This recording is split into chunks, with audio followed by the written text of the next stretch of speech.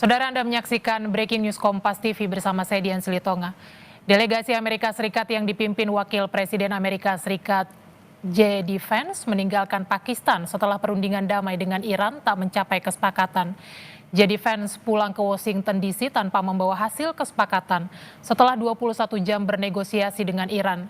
J.D. Vance mengatakan Iran tidak berkomitmen untuk meninggalkan senjata nuklir. Penolakan Iran terhadap syarat yang diajukan oleh Amerika Serikat dianggap sebagai hal yang buruk bagi Teheran.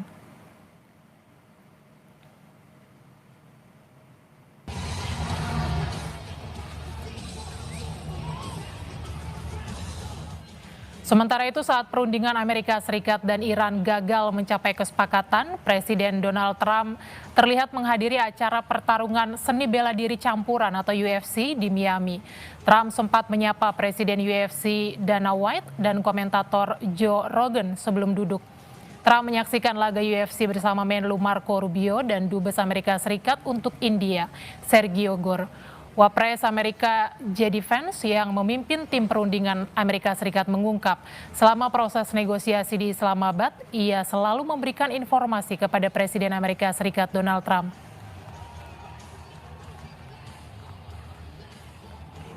How often did you communicate with President Trump throughout the negotiations? There are reports that there were multiple rounds, where there were breaks in between negotiations.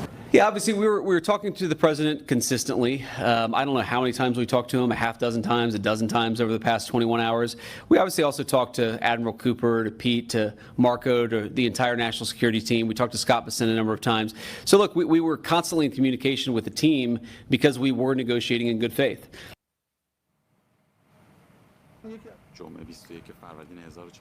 Di sisi lain, Iran melalui anggota parlemennya menegaskan persoalan di Hormuz tidak dapat diselesaikan melalui negosiasi, sebab Selat Hormuz diakui sebagai jalur perairan milik Republik Islam Iran.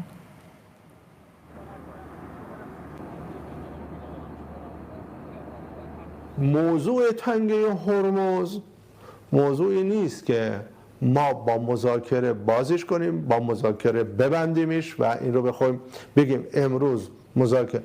اون یک آبراهی است متعلق به ایران اسلامی و سالهای سال ما با گذشت و با مدارا با مهمان نوازی گذاشتیم، اومدن رفتن. الان میخوام از این حق مسلم ملی استفاده کنیم.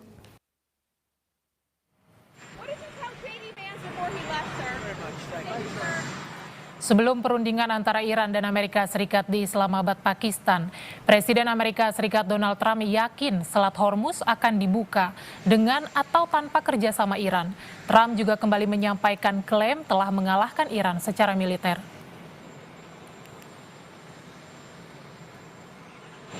We're going to open up the Gulf with or without them. Open up automatically. Yeah, the answer is yes, but the strait will open up. If we just left, the strait's going to, otherwise they make no money. So the strait's going to open. But what we have is no nuclear weapons, but we'll open the strait anyway. Don't forget, we don't use the strait. Other countries use the strait. So we do have other countries coming up, and they'll help out, but we don't use it. It won't be easy. It won't be, I would say this, we will have that open fairly soon. Sebelumnya, perundingan maraton selama 21 jam antara Iran dan Amerika Serikat gagal mencapai kata sepakat. Wakil Presiden Amerika Serikat J.D. Vance bilang delegasi Iran menolak persyaratan yang diajukan Washington. Vance mengklaim Iran tidak berkomitmen untuk meninggalkan senjata nuklir. Amerika Serikat belum melihat keinginan Iran untuk tidak mengembangkan senjata nuklir dalam jangka panjang. Penolakan Iran atau syarat yang diajukan Amerika Serikat dianggap hal buruk bagi Teheran.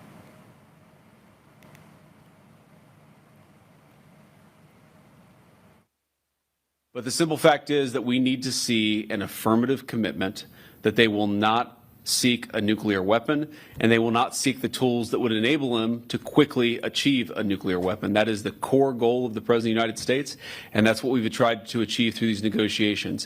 Again, their nuclear program, such as it is, the enrichment facilities that they had before, they've been destroyed. But the simple question is, do we see a fundamental commitment of will for the Iranians not to develop a nuclear weapon, not just now, not just 2 years from now, but for the long term? We haven't seen that yet. We hope that we will. Juru bicara Kementerian Luar Negeri Iran, Ismail Bagai bilang perundingan berakhir tanpa kesepakatan apapun karena tuntutan berlebihan yang diajukan oleh Amerika Serikat. Dan Iran menyebut ada beberapa isu yang tidak disepakati kedua pihak. Meski tidak dirinci, perundingan berfokus pada Selat Hormuz, isu nuklir, ganti rugi, pencabutan sanksi, serta penyelesaian akhir konflik di kawasan.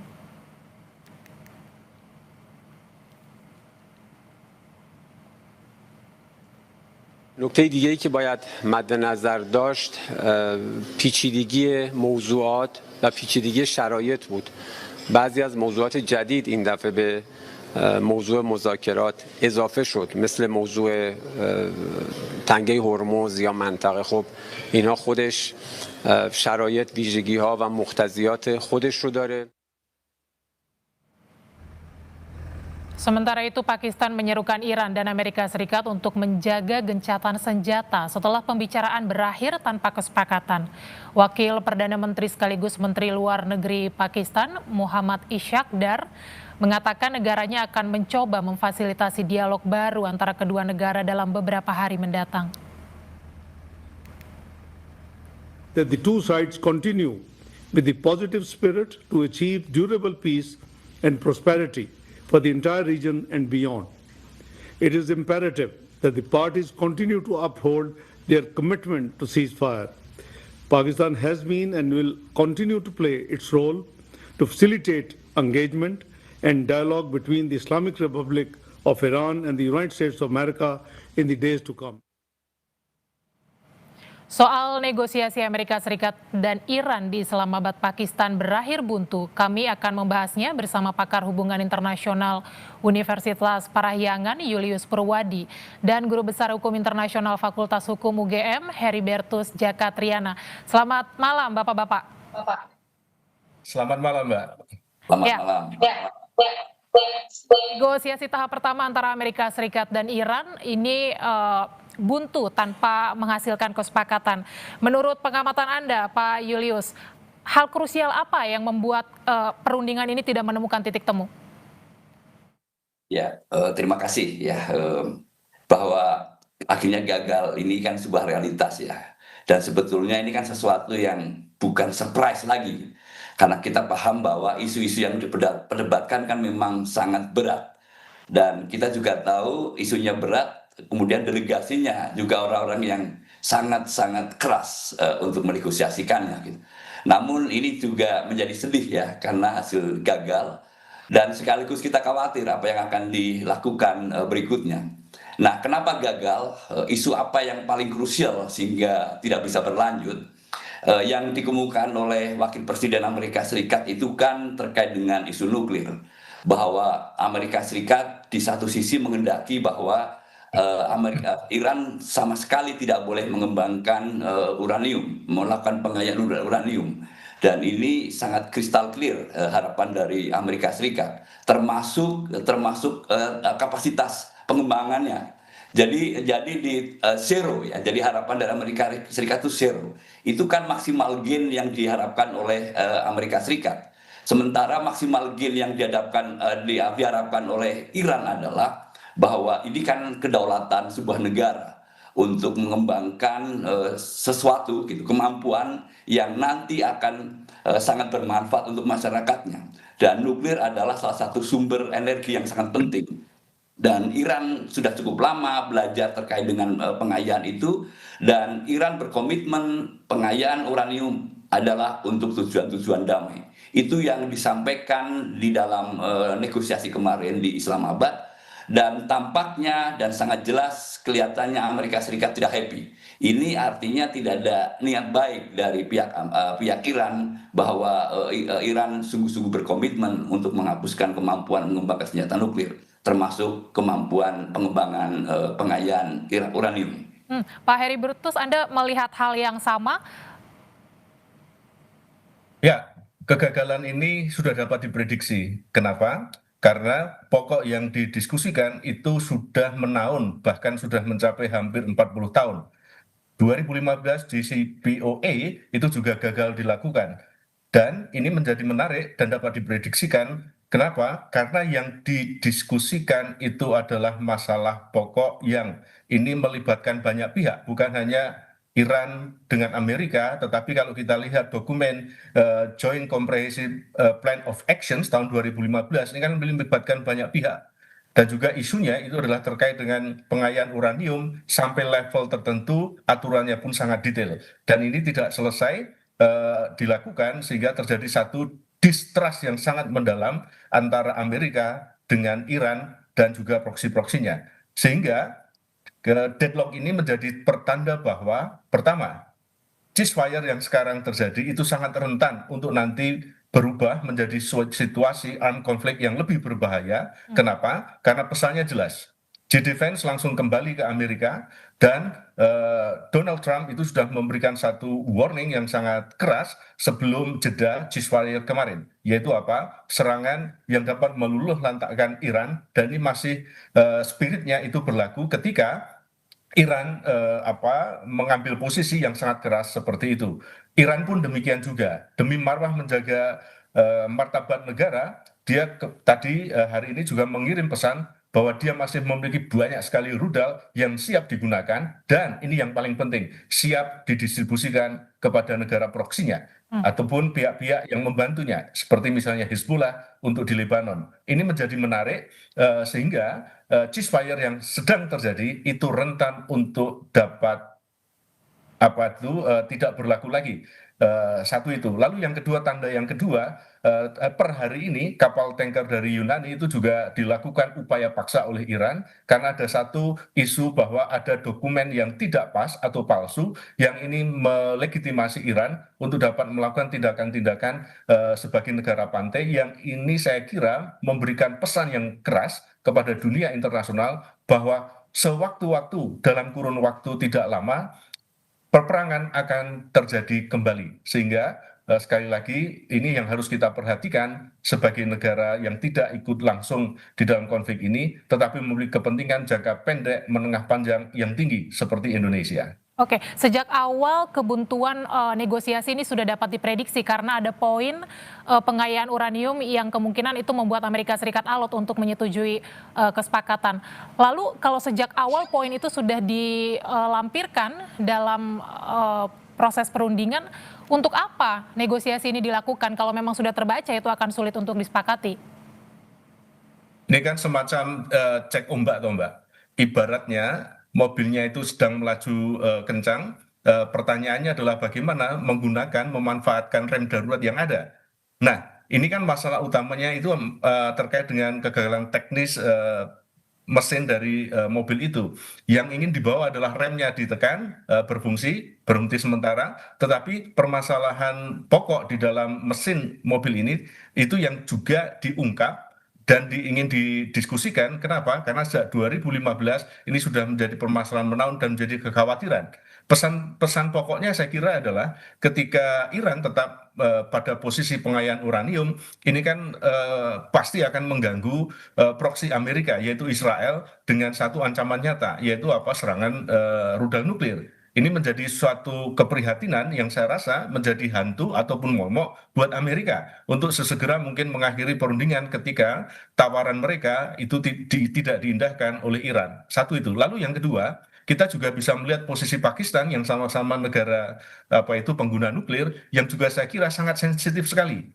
Kalau kita lihat dalam pelaksanaan perundingan, Pakistan sama sekali tidak menyentuh isu ini. Karena apa? Itu juga kenapa? Karena juga Pakistan berkepentingan terkait dengan kekuatan nuklir yang dia punya.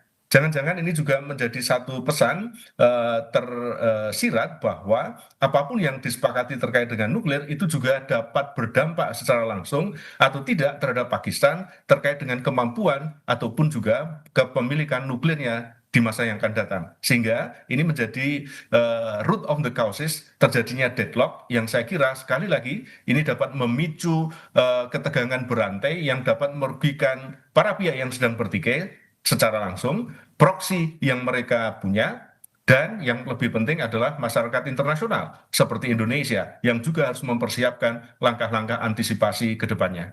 Ya, Pak Julius, tadi Pak Heribertus mengatakan bahwa kebuntuan kesepakatan ini bisa diartikan bahwa perang akan berlanjut. Nah, Anda mengartikannya seperti apa? Apakah memang kebuntuan negosiasi tahap pertama ini selanjutnya ada hal selanjutnya kah? Ya, biasanya di dalam negosiasi itu kan harusnya berfase-fase ya, betul bertahap-tahap ya.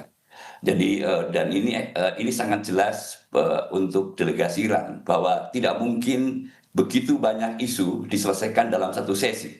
21 jam itu kelihatannya panjang, tetapi untuk membahas tentang 10 poin yang diusulkan Iran, 15 poin yang diusulkan Amerika Serikat itu sangat tidak cukup. Tetapi memang dari awal kelihatannya Amerika Serikat ingin memaksakan bahwa segera menyelesaikan, terutama terkait dengan isu-isu yang sangat sensitif untuk Amerika Serikat. Dan kita juga pahami nuklir adalah salah satunya, tetapi isu yang lain pasti ada, misalnya terkait dengan kontrol Selat Hormuz, lalu kemudian terkait dengan tuntutan Amerika Serikat harus mengganti rugi atas kehancuran yang dilakukan disebabkan oleh serangan Amerika Serikat dan Israel, termasuk juga aset-aset yang dibekukan. Nah, cukup banyak gitu ya, dan kita nggak bisa bayangkan bahwa 21 jam itu cukup untuk membahas itu. Saya sebetulnya curiga bahwa bukan hanya nuklir yang menjadi isu gitu.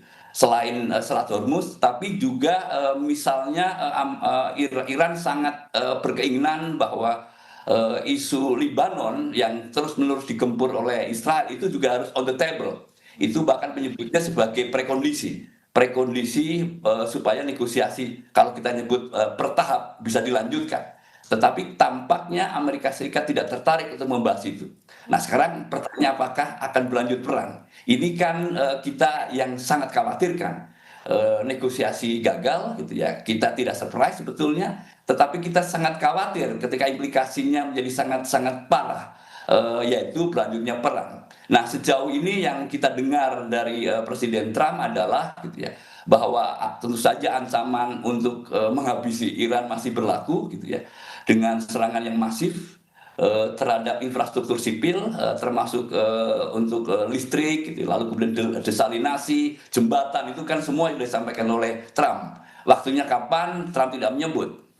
Yang pasti bahwa masih ada gencatan senjata sekira 9 hari lagi. Dan moga-moga ini bisa dimanfaatkan secara optimal. Lalu yang kedua, Trump juga muncul tiba-tiba punya ide yang kita juga tidak tahu dari mana munculnya, melakukan blokade terhadap Selat Hormuz. Jadi nanti kapal-kapal yang sudah diizinkan oleh Iran untuk lewat karena sudah membayar akan kemudian dikejar oleh Amerika Serikat bahwa itu tidak legal. Dan ini artinya apa? Masih ada ruang-ruang di luar perang. Kalau misalnya nanti blokade, sekalipun ide ini tentu saja kontroversial. Jadi terhadap pertanyaan apakah perang akan berlanjut, kita masih khawatir itu akan terjadi, masih dibayang-bayangi, dan 9 hari ini menjadi sangat krusial untuk menentukan itu. Tetapi alternatif lain blokade. Dari sisi Iran sendiri sebenarnya berharap bahwa diplomasi masih terbuka gitu ya, dan tadi disebut satu sesi tidak memadai gitu ya. Tentu saja ini dari sisi Iran mengharapkan bahwa ada langkah baru yang bisa dilakukan untuk menghindari perang sebelum gencatan senjata berakhir. Oke, Pak Heribertus, setelah gagal mencapai kesepakatan, Wakil Presiden Amerika Serikat menyampaikan bahwa kebuntuan negosiasi ini paling merugikan Teheran. Bagaimana membaca statement itu?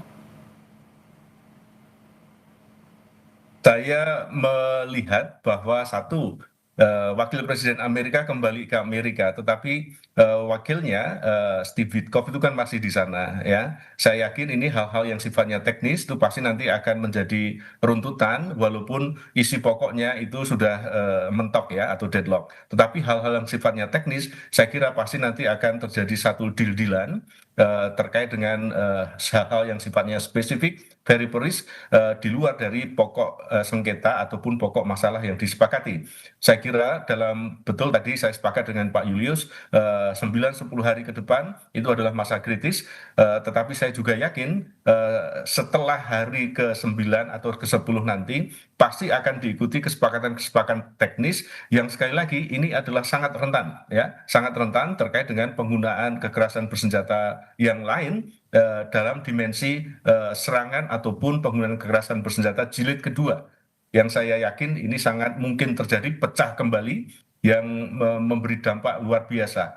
Saat sekarang para perunding teknis itu masih ada di Islamabad, masih ada di Pakistan. Mereka melanjutkan kemungkinan kesepakatan-kesepakatan teknis yang bisa dinegosiasikan, bisa dilakukan, yang ini memberikan satu ruang lingkup yang saya kira bisa kita nanti lihat perkembangannya ke depan terkait dengan penggunaan Selat Hormuz, terkait dengan penempatan kapal militer ataupun non militer yang sudah lalu lalang dan lain sebagainya. Tindak tanduk dari Iran terkait dengan penggunaan selat itu juga akan kita baca sebagai satu bentuk pelanggaran hukum internasional ataukah tidak. Amerika juga tadi apa yang disampaikan Pak Julius mengusulkan adanya satu blokade. Saya kira ini juga menjadi sebuah perkembangan yang patut diantisipasi oleh semua pengguna Selat Hormuz, masyarakat internasional. Sudah saatnya juga saat sekarang bagaimana masyarakat internasional memaknai betul makna dari freedom of navigation terkait dengan penggunaan selat use for international navigations. Saya kira ini juga akan menjadi sebuah pemicu ataupun menjadi istilahnya penyatu dari seluruh pengguna selat terkait dengan kepentingan ekonomi politik dan juga pertahanan keamanan mereka. Lalu yang selanjutnya saya kira menarik juga untuk kita cermati, Assembly of the States yang memiliki selat yang digunakan untuk international navigation. Saya kira ini juga kesempatan baik untuk dapat memberikan satu refleksi ataupun respon terkait dengan tindak tanduk Iran, terkait dengan manfaat dan juga penggunaan Selat Hormuz terkait dengan pelayaran internasional. Saya kira ini juga menjadi sebuah keprihatinan internasional bersama. Kenapa? Karena praktek ini tentu bertentangan dengan hukum internasional. Apakah pertentangan hukum internasional ini akan dipelihara oleh Iran dan ini menjadi sebuah legitimasi buruk terhadap negara-negara yang memiliki selat? Saya kira ini juga menjadi perhitungan kalkulasi yang patut disampaikan oleh Pakistan terkait dengan penggunaan selat untuk kepentingan ekonomi, politik, dan lain sebagainya. Sehingga, sekali lagi, hal-hal yang sifatnya teknis ini pasti akan di wrap up dalam sisa pertemuan ini, yang bisa membuat pause jeda ceasefire sedikit lebih lama, tetapi sekali lagi tidak menyelesaikan masalah utamanya. Pak Julius, apakah itu artinya Iran yang menjadi pihak yang harusnya lebih legowo untuk menyepakati perundingan? Enggak lah ya, apakah Iran harus legowo ya. Wakil Presiden Amerika Serikat kan juga menyampaikan gitu ya bahwa ini buruk untuk Iran, tetapi juga sangat buruk untuk Amerika Serikat. Jadi dan kita juga paham bahwa Iran saat ini kan ada di atas angin, termasuk dengan kontrol atas Selat Hormuz. Sekalipun tadi disebut oleh Mas Heri Bertus Jaka bahwa itu bertentangan dengan hukum internasional. Dan itu penjelasan dari Iran adalah bahwa ini bagian dari strategi perang yang dilakukan oleh negara yang tidak punya pilihan. Perang ini adalah perang eksistensial untuk Iran, dan Iran berhak untuk melakukan apapun yang bisa membuatnya survive, bisa membuatnya menjadi bertahan. Dan fakta menyebut bahwa sebetulnya Selat Hormuz itu kan dikuasai sejak 1970-an de facto. 30 km kira-kira gitu ya, bahwa sebetulnya itu juga sebagian milik Oman. Namun faktanya hari ini, dan ini saya kira praktek baru yang terjadi setelah serangan Amerika Serikat dan Israel pada tanggal 28, akhirnya menjadi alat strategis untuk Iran sebagai kekuatan untuk memaksa Amerika Serikat untuk berunding. Dan saya kira kalau ditanya apakah harus legowo gitu, ini kan menempatkan bahwa dua pihak ini kan berbeda posisi, yang artinya bahwa Iran ada di bawah gitu, sementara Amerika Serikat ada di atas. Dan persis ini yang sebetulnya yang dikehendaki oleh Iran, bahwa posisi di antara dua pihak itu harus seimbang. Kalau kita ingat Mbak Dian, di detik-detik terakhir Iran kan menyampaikan protes ketika yang dikirimkan bukan pejabat yang punya akses ke Presiden Trump.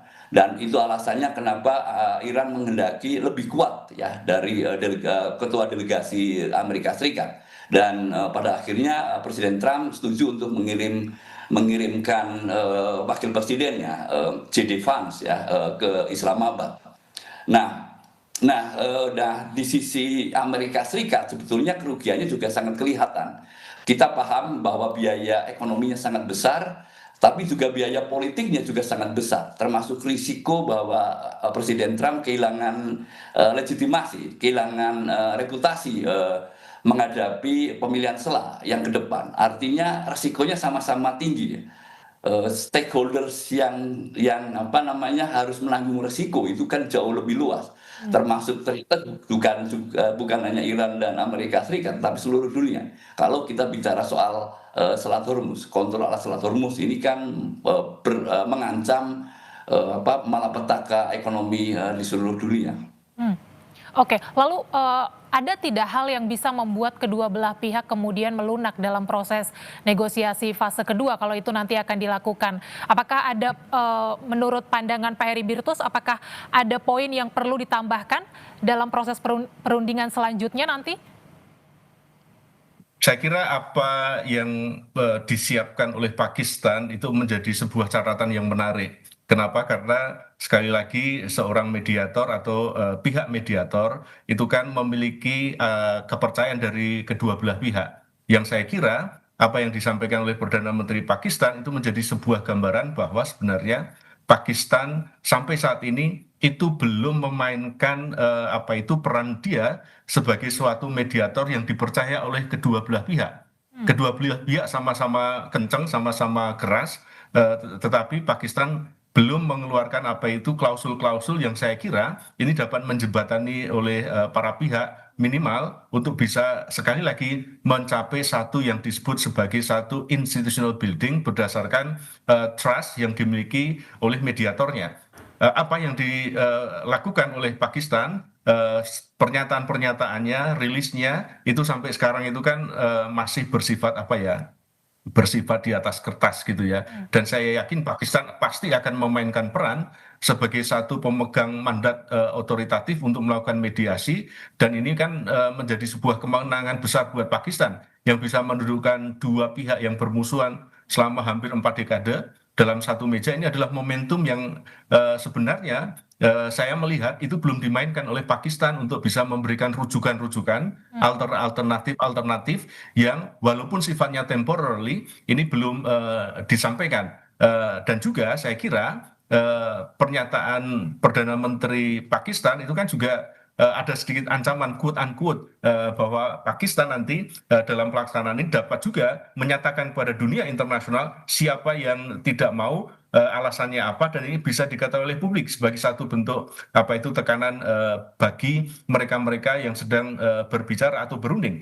Ini saya kira kok dalam sisa waktu ke depannya kita akan bisa melihat mediator ini nanti akan menyampaikan apa, membawa pesan apa, dan rujukan-rujukannya seperti apa untuk dapat memberikan bridging kepada kedua pihak yang sedang berunding. Tapi apa maksudnya Pakistan menjadi pihak yang posisinya tidak terlalu kuat sebagai mediator antara Amerika Serikat dan Iran, Pak Heri Birtus?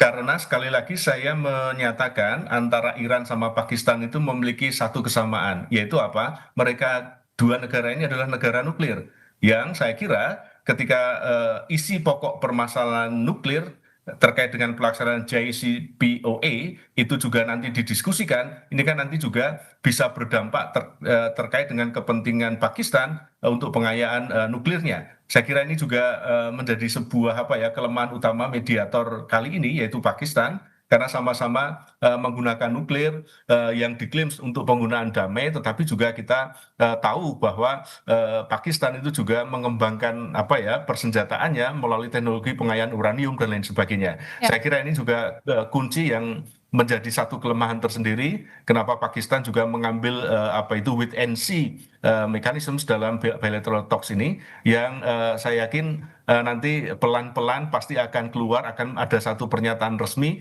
yang bisa menjadi quote unquote alternatif solusi yang akan dibungkus oleh Witkoff sebagai orang kepercayaan Trump untuk hal-hal yang sifatnya teknis jeda sementara. Saya kira nanti akan dilakukan melalui, sekali lagi saya yakin, mediasi ataupun usulan-usulan dari Pakistan untuk Amerika dan Iran. Oke, Anda mau katakan bahwa Pakistan juga sesungguhnya memiliki kepentingan sehingga itu bisa memperberat atau memperalot proses perundingan antara Amerika Serikat dan Iran. Saya ke Pak Julius. Pak Julius, dari pengamatan Anda, adakah pihak atau negara lain yang posisinya lebih kuat untuk menjadi mediator perundingan antara Amerika Serikat dan juga Iran? Ya, saya melihat bagaimanapun harus diapresiasi ya Pakistan. Ya. Pakistan saya kira cukup berhasil ketika membuka komunikasi. Itu yang tidak dimiliki oleh negara-negara lain. Dan kita tahu bagaimana kemahiran diplomasi Pakistan untuk membuka sesuatu yang sebetulnya sangat buntu, yang tidak ada celah sama sekali untuk negosiasi. Oman sudah menginisiasi awal cukup baik sampai tanggal 27 Februari sebelum perang dimulai, tanggal 28 Februari sudah cukup baik. Gitu. Kita juga harus apresiasi, ada sinyal baik sebetulnya, dan itu keberhasilan dari Oman. Nah, setelah itu kan kita tidak tahu siapa yang akan menjadi negosiator, menjadi mediator maksud saya. Turki itu dilihat mungkin, Cina dilihat punya potensi, lalu kemudian kembali ke Oman atau Qatar gitu ya. Nah, yang saya lihat tadi kemahiran diplomasi ditunjukkan baik secara multilateral. Ingat di forum DKPBB posisi Pakistan itu sangat strategis. Dia memilih abstain, bukan against ataupun in favor terhadap resolusi yang diusulkan oleh Bahrain. Nah, resolusi itu kan menyebut bahwa Iran harus membuka Selat Hormuz. Dan itu usulan dari Bahrain didukung oleh negara-negara Teluk. Posisi dari Pakistan tidak serta-merta menyetujui, sekalipun Pakistan sudah punya komunikasi yang cukup baik dengan negara-negara Teluk. Ini sangat menarik ya, bahwa Pakistan ingin menjaga hubungan baiknya dengan Iran, tetap menjaga hubungan baik dengan Amerika Serikat dan negara-negara Teluk, tapi juga menjaga hubungan baik dengan Iran. Jadi posisi abstain menjadi sangat penting. Lalu kemudian kita juga tahu fakta bahwa Pakistan sangat lihai memainkan peran komunikasi, termasuk dengan pihak-pihak yang ketiga, pihak-pihak yang mungkin punya kepentingan, yaitu termasuk di dalamnya adalah Cina. Sudah disebut komunikasi antara Cina dan Pakistan mengusulkan 5 poin. Dan bahkan itu sudah siap untuk diajukan resolusi melalui DKPBB. Tetapi mungkin yang miss adalah terkait dengan Israel. Yang pencermatan saya, yang luput adalah Israel. Jadi di detik-detik terakhir ketika negosiasi akan dimulai di Islamabad, delegasi dari Iran bertanya kepada Pakistan, apakah betul status Lebanon itu masuk di dalam gencatan senjata? Dan Pakistan bilang iya, bahwa Israel harusnya tidak lagi menyerang Lebanon gitu ya, dalam rangka untuk menghabisi Hizbullah. Dan nyatanya gitu hari Rabu gitu ya, gencatan senjata ternyata Israel tetap melakukan serangan kepada Lebanon, dan ini kan sebetulnya membuktikan bahwa Pakistan memang mungkin sulit ya untuk meyakinkan Israel. Ini isu yang lain. Nah, yang saya jujur tidak mengerti ya, kenapa dalam mediasi ini setelah berhasil membuka ruang untuk negosiasi, kenapa hanya satu tahap? Biasanya dalam mediasi tahap yang pertama adalah menyepakati dulu prosedurnya, gitu. Lalu nilai-nilai dasar ya di dalam negosiasi, gitu. Dalam proses mediasi di antara dua pihak yang bernegosiasi, dan langsung yang terjadi yang kita lihat adalah langsung kepada pokok substansi. Itu kelihatannya memang yang diharapkan oleh Amerika Serikat secepatnya menemukan titik temu gitu ya di antara Amerika Serikat dan Iran, dan titik temunya harus muncul dari Iran. Yang terkait dengan isu-isu yang sangat sensitif tetapi sangat alot untuk dinegosiasikan. Dari pihak Iran sendiri kan ekspektasinya seperti itu ya. Mereka membawa delegasi 71 orang yang bayangannya nanti akan ada beberapa isu teknis ya setelah isu-isu substantif secara presisi disepakati. Tapi nyatanya kan tidak ya. Mungkin ini sesuatu yang harus menjadi pembelajaran dalam mediasi ke depan bahwa memang tidak bisa diselesaikan dalam waktu sangat singkat untuk isu-isu yang sangat banyak dan sangat debatable ya, penuh dengan perdebatan, dengan kemungkinan gagal mungkin sangat besar ya, Mbak Dian. Meski sudah maraton 21 jam itu belum cukup ya Pak Julius? Ya, faktanya kan begitu ya, Oke. faktanya begitu. Oke, konflik ini tidak hanya melibatkan Amerika Serikat dan Iran, tapi juga ada Israel di dalamnya dan bagaimana posisi Israel dalam perundingan damai antara ketiga belah pihak. Kita akan membahasnya usai jeda, tetaplah di Breaking News Kompas TV.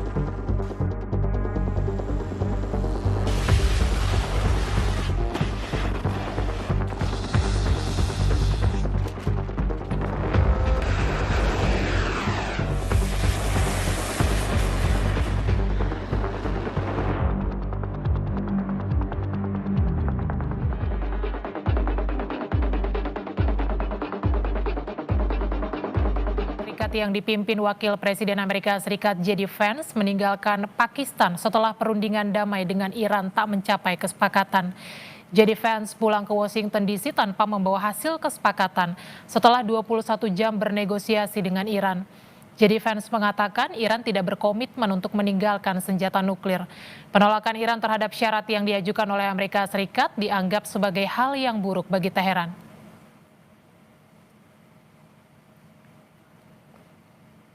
Delegasi Amerika Serikat yang dipimpin Wakil Presiden J.D. Vance mengajukan sejumlah syarat dalam perundingan dengan Iran. Di antaranya, pelucutan total program nuklir, menyerahkan cadangan uranium, mengizinkan pemeriksaan IAEA tanpa batas, dan pelucutan rudal balistik yang bisa menjangkau keluar perbatasan Iran. Sementara delegasi Iran yang dipimpin Ketua Parlemen Iran Mohammad Bagher Ghalibaf mengajukan syarat penghentian serangan secara permanen di kawasan, pencairan aset Iran yang dibekukan, ganti rugi korban perang, serta pengaturan lalu lintas Selat Hormuz di bawah kendali Iran dan Oman. Dan kita masih bersama pakar hubungan internasional Universitas Parahyangan Julius Purwadi dan juga Guru Besar Hukum Internasional Fakultas Hukum UGM Heri Bertus Jakatriana. Kita akan melanjutkan diskusi kita. Terakhir, pertanyaan saya adalah soal di mana posisi Israel dalam proses negosiasi Amerika Serikat dan Iran ini, Pak Heri Bertus. Saya kira Israel itu adalah sebagai proksi yang sangat menentukan terkait dengan tindak tanduk, terkait dengan compliance atau kepatuhan dari rencana perdamaian yang dilakukan oleh Amerika dan Iran. Kita lihat saat sekarang bagaimana Israel menganggap dan juga menyatakan bahwa apapun yang dilakukan oleh Hizbullah itu adalah merupakan proksi dari Iran. Bagaimana Hizbullah memiliki roket yang memiliki logistik kuat karena suplai dari Iran.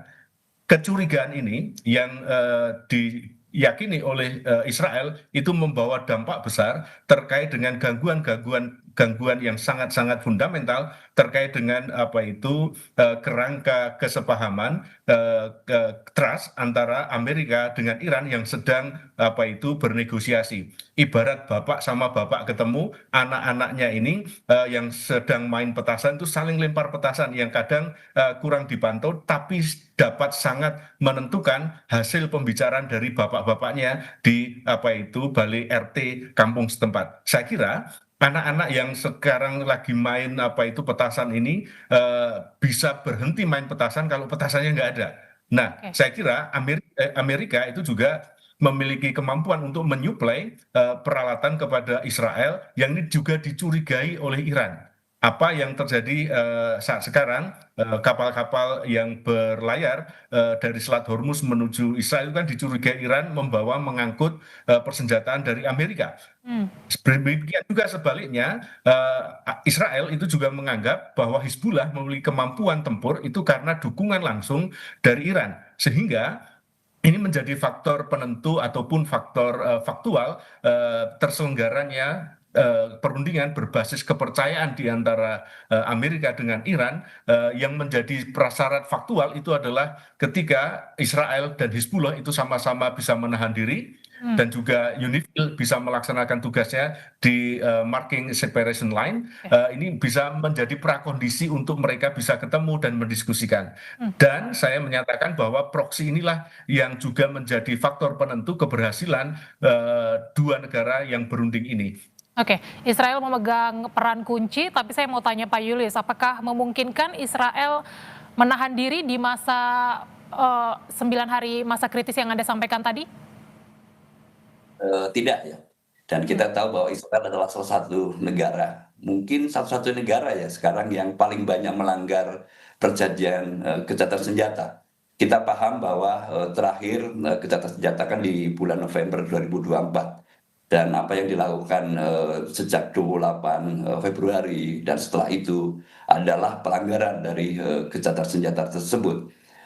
Awalnya mulai dari Hizbullah memang yang memutuskan untuk mendukung Iran, yang melakukan retaliasi untuk bertahan ya dari serangan Israel dan Amerika Serikat.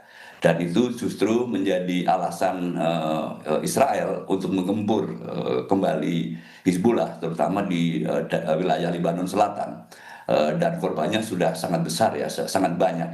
Dan kadang-kadang antara inisiasi yang dilakukan oleh Hizbullah dibalas dengan gempuran yang berlipat ganda, yang sangat besar. Nah, ini sebetulnya yang sejak awal saya khawatirkan, bahwa Iran di dalam 10 butir usulan perdamaiannya, perjanjian perdamaiannya, itu memasukkan bahwa Israel juga menghentikan serangan terhadap sekutu-sekutu Iran. Dalam hal ini adalah Lebanon, dalam hal ini Hizbullah yang menjadi mitra dari Iran. Yang lain tentu saja termasuk Irak ya, itu. Dan Ya, negosiasi gagal antara Amerika Serikat dan Iran, dan di sisi lain Israel juga terus menggempur Hizbullah. Menurut Pak Heribertus, apakah serangan Israel ke Hizbullah akan memantik Amerika Serikat untuk kemudian juga melakukan serangan kepada Iran? Saya kira iya. Kenapa? Karena Israel itu adalah proksi langsung dari Amerika, ya, sehingga pesannya itu sangat jelas faktual di lapangan. Ini akan menentukan tindak tanduk ke depannya terkait dengan hubungan bilateral pasca perundingan di Islamabad.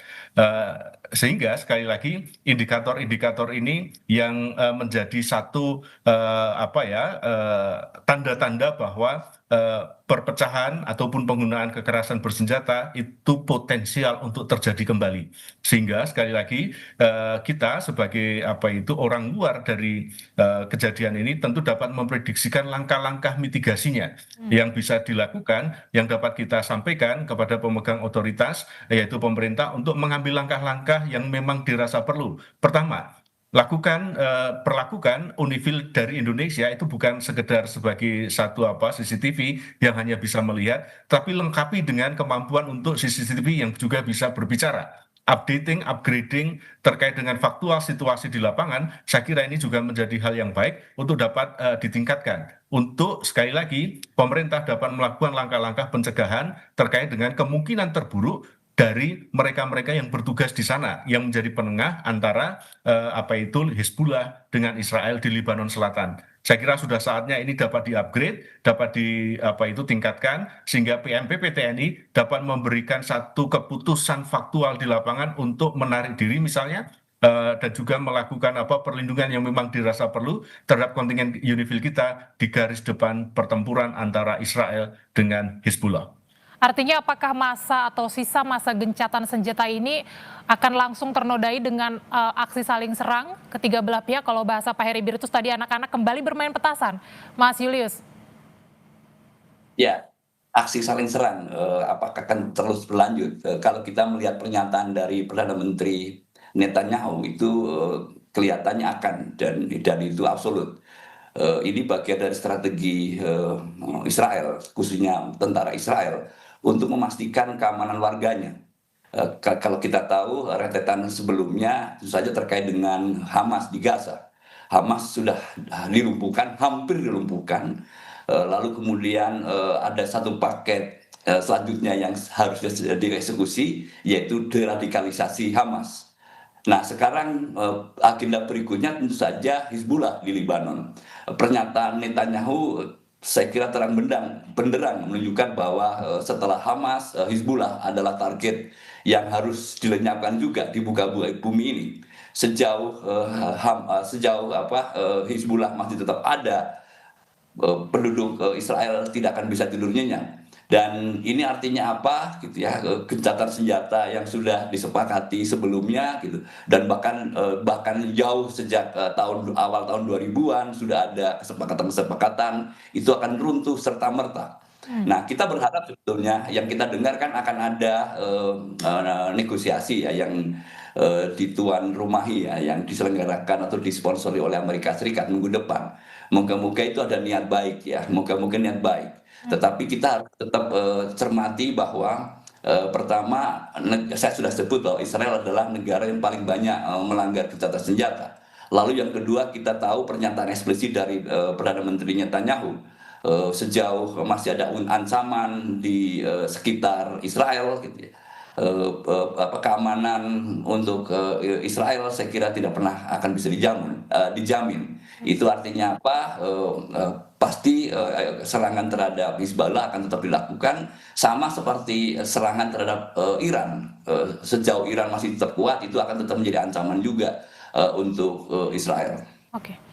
Siapa yang Of logistik dari Iran ini kan bisa kita prediksi toh Mbak Dian. Ya. Stok rudal yang dimiliki oleh Iran yang dipamerkan per hari ini itu kan membawa bukti faktual bahwa logistik masih ada, logistik bisa didistribusikan kepada Iran, kepada proksi-proksinya, yang saya kira ini adalah pesan yang sangat jelas bahwa kapanpun, dimanapun main petasan ini masih bisa dilakukan kalau mereka masih kekeh, dan ini negara-negara ini bisa menggunakan proksi mereka untuk mengganggu ataupun menekan, sekali lagi menekan pihak yang tidak setuju. Oke, Iran masih sanggup bermain petasan jangka panjang karena senjata yang mereka punya stoknya masih cukup banyak. Nah, tapi pertanyaan saya, apakah Iran ini akan mampu menahan diri tidak melakukan serangan sebelum proses gencatan senjata ini berakhir, Pak Heribertus? Saya kira sebagai satu tekanan diplomasi, Iran juga bisa menggunakan proksinya, yaitu Hizbullah, untuk bisa mengacaukan quote-unquote kondusivitas selama mediasi ini sedang berlangsung. Ini bisa dilakukan sebagai satu alat tekan. Tetapi kalau kita lihat lagi, J-Defense sudah balik, dan ini kan juga membawa pesan yang jelas bahwa Amerika juga tidak mau mentoleransi ketika keinginannya ataupun usul-usulannya ini itu ditolak oleh Iran dengan alasan dia tidak memiliki niat baik untuk melaksanakan itu. Saya kira ancaman penggunaan kekerasan bersenjata ke depan yang jauh lebih besar itu juga patut diperhitungkan sebagai satu bentuk ketidakpatuhan ataupun ketidakmampuan di dalam menyelesaikan konflik di antara dua negara dalam atau pasca Islamabad Talks atau Islamabad inisiatif ini. Oke, Anda mencermati hal yang sama, Pak Yulus, bahwa di masa mendatang justru kemungkinan perang berkecamuk ini akan semakin besar karena gagalnya proses negosiasi. Ya, saya melihat posisi Iran ini kan sebagai korban ya. Dia melakukan serangan sebagai bagian dari strategi defense ya, strategi bertahan. Saya melihat bahwa kemungkinan Iran akan menginisiasi serangan dalam kurun gencatan senjata ini 9 hari ke depan atau setelah itu gitu. Itu not likely ya, mungkin tidak akan terjadi. Karena lagi kampanye Iran adalah bahwa dia bertahan, bukan dia menyerang. Bahwa dia tidak punya opsi seperti yang dimiliki oleh Israel dan Amerika Serikat. Opsi mereka kan bisa menyerang atau tidak menyerang. Sementara opsi Iran kan salah satunya hanya bertahan. Dan bertahan itu harus dengan menyerang kalau dia diserang. Reputasi Iran akan sangat jatuh di mata internasional kalau misalnya inisiasi serangan dilakukan oleh Iran. Baik kepada Israel secara langsung ataupun kepada negara-negara teluk. Ini sangat membahayakan reputasi Iran di mata internasional. Ini kan sekarang blaming dari malapetaka dunia itu kan ke Iran, ditujukan ke Iran, bukan kepada penyebab perang, yaitu Israel dan Amerika Serikat. Penutupan Selat Hormuz itu kan Iran yang melakukannya. Dan negara-negara teluk kan sudah mengeluh ya, sudah komplain terkait dengan hal itu. Jadi saya berharap bahwa Iran tidak menginisiasi perang, tidak menginisiasi serangan, karena itu benar-benar akan menjatuhkan pamor Iran di mata internasional. Oke, kalau begitu apakah peluang untuk perdamaian itu sebenarnya masih sangat jauh atau seperti apa? Ya, jauh ya, masih jauh gitu. Kalau kita tidak menemukan ada ruang untuk segera berunding lagi, kalau kita tidak mendengar ada rencana yang konkret, semua pihak akan duduk di meja perundingan. Itu jauh. Yang kita dengarkan dari Trump setelah perundingan di Islamabad gagal, lalu Trump menyampaikan beberapa kemungkinan. Dua kemungkinan besar adalah ancaman Trump untuk menghabisi Iran masih berlaku, gitu ya. Lalu yang kedua adalah blokade yang akan dilakukan di Selat Hormuz atau setelah Hormuz. Setelah Selat Hormuz, keluar dari Selat Hormuz, itu yang akan dilakukan oleh Amerika Serikat. Nah, itu.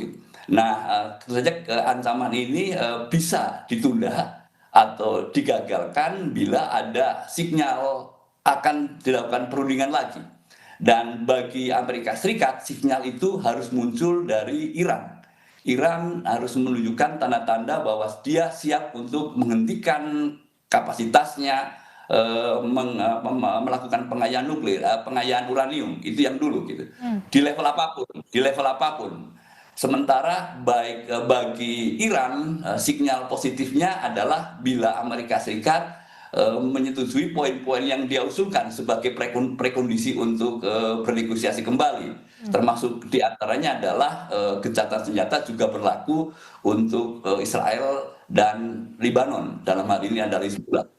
Nah, ini situasi saling menunggu sinyal, dan mungkin sinyal yang diharapkan yang kita bisa efektif adalah dari Iran, komitmen untuk tidak melakukan pengembangan pengayaan uranium. Itu mungkin sinyal yang ditunggu-tunggu oleh Amerika Serikat. Tapi apakah itu akan muncul dalam waktu dekat? Kita lihat. Semoga ada jalan baik, Mbak Dia. Akan muncul tidak tanda-tanda itu, Pak Heribertus, bahwa Iran akan mengalah? Saya kira ketika nanti reaksi dari Donald Trump pasca wakil presidennya balik, ini kan juga akan menjadi tanda-tanda apa nanti yang akan terjadi ketika Amerika akan mengambil opsi-opsi mohon maaf, opsi-opsi pasca Pakistan, perundingan di Pakistan ini gagal. Saya kira kalau kita lihat antara Amerika dengan Iran itu kan saat sekarang sama-sama gengsinya gede. Mereka kurang dapat bisa menurunkan egonya karena apa? Sekali lagi tadi saya sepakat dengan Pak Julius, ini adalah masalah nationhood, ini adalah masalah eksistensialisme sebagai negara bangsa yang nggak bisa ditawar. Saat sekarang Iran memang dalam posisi defense, bertahan, yang memang itu satu-satunya, tapi dia juga punya proksi untuk bisa digunakan untuk menekan negara, dalam hal ini adalah Amerika dan Israel melalui proksinya yaitu Hizbullah. Tetapi sekali lagi saat sekarang mereka ini sama-sama gengsi, sama-sama sekali lagi nggak punya bilateral trust di antara kedua belah pihak yang sangat merentangkan situasi saat sekarang di dalam constructive engagement yang sedang mereka bangun. Sehingga sekali lagi kita bisa melihat nanti apa yang akan disampaikan Trump pasca defense balik ini akan menjadi penurunan tensi yang menjadikan Iran juga akan sedikit turun, ataukah nanti ini akan masing-masing tensinya naik gitu ya, sehingga kesepakatan-kesepakatan yang sedang dibangun di Pakistan itu sangat mungkin untuk bisa terhapus dalam waktu seketika ketika pernyataan dari Donald Trump pasca defense balik itu akan menjadi tolok ukur kedepannya akan seperti apa. Saya kira sekali lagi ketika belum ada yang namanya peace treaty, yang namanya perdamaian, yang namanya penghentian konflik antara Israel dengan Amerika dengan Israel itu tidak akan pernah terjadi. Yang terjadi adalah pausing the button sementara, eskalasinya bisa diturunkan, tapi sewaktu-waktu ini bisa meletus kembali. Oke, menarik kalau kita bicara soal pernyataan-pernyataan Donald Trump, karena kan Trump sering mengeluarkan statement-statement keras begitu ya, ancaman kepada Iran. Nah, Pak Julius melihatnya seperti apa? Kira-kira apa respons Donald Trump melihat hasil perundingan yang bisa dikatakan buntu? Ya, Trump itu terkenal sebagai presiden yang paling tidak konsisten. Kalau bahasa kita kan kita selalu nyebut sore kedelai pagi tempe gitu ya, atau mungkin pagi sore lah kira-kira begitu. Ya. Nah kadang-kadang kita menjadi ini bisa dipercaya atau tidak bisa dipercaya gitu. Tetapi faktanya adalah ada beberapa gertakan dia yang dia lakukan, dia eksekusi, sehingga setiap negara akan mengambil ancang-ancang yang paling buruk ya dari risiko pernyataan Trump. Dan ini persis yang dilakukan oleh Iran yang saya pahami.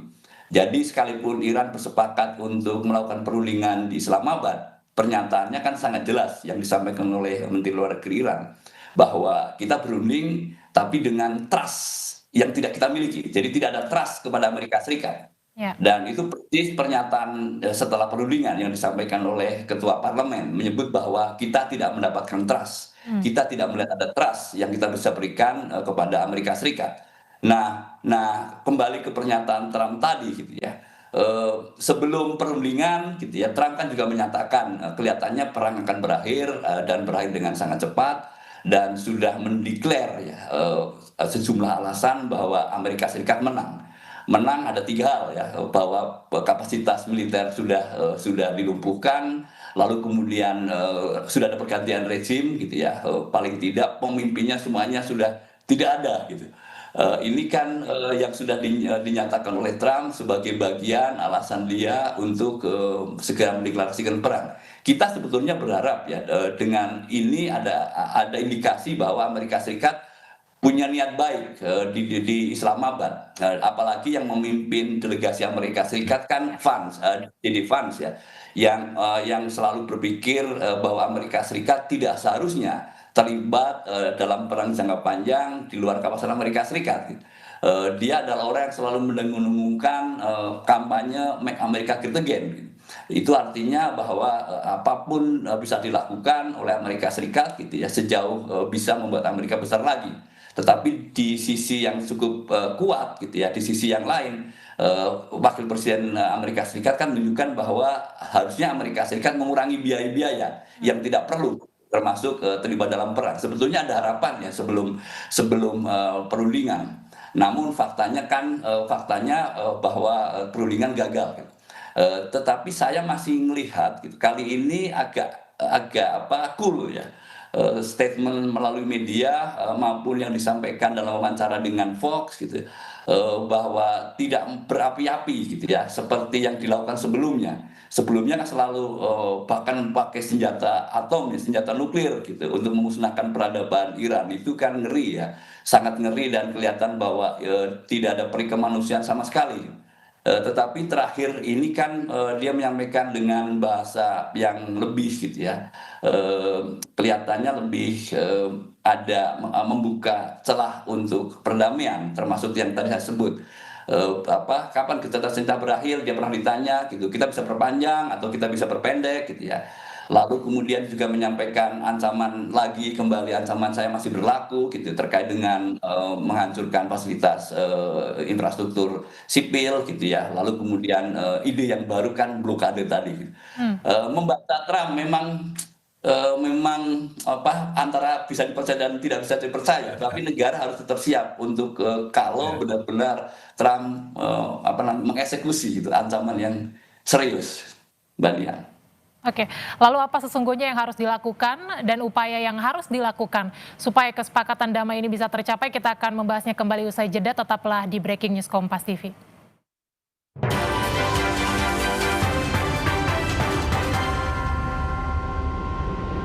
Prabowo Subianto memberikan gelar pahlawan nasional ke 10 tokoh dalam rangka memperingati Hari Pahlawan Nasional. Dapatkan update berita terkini.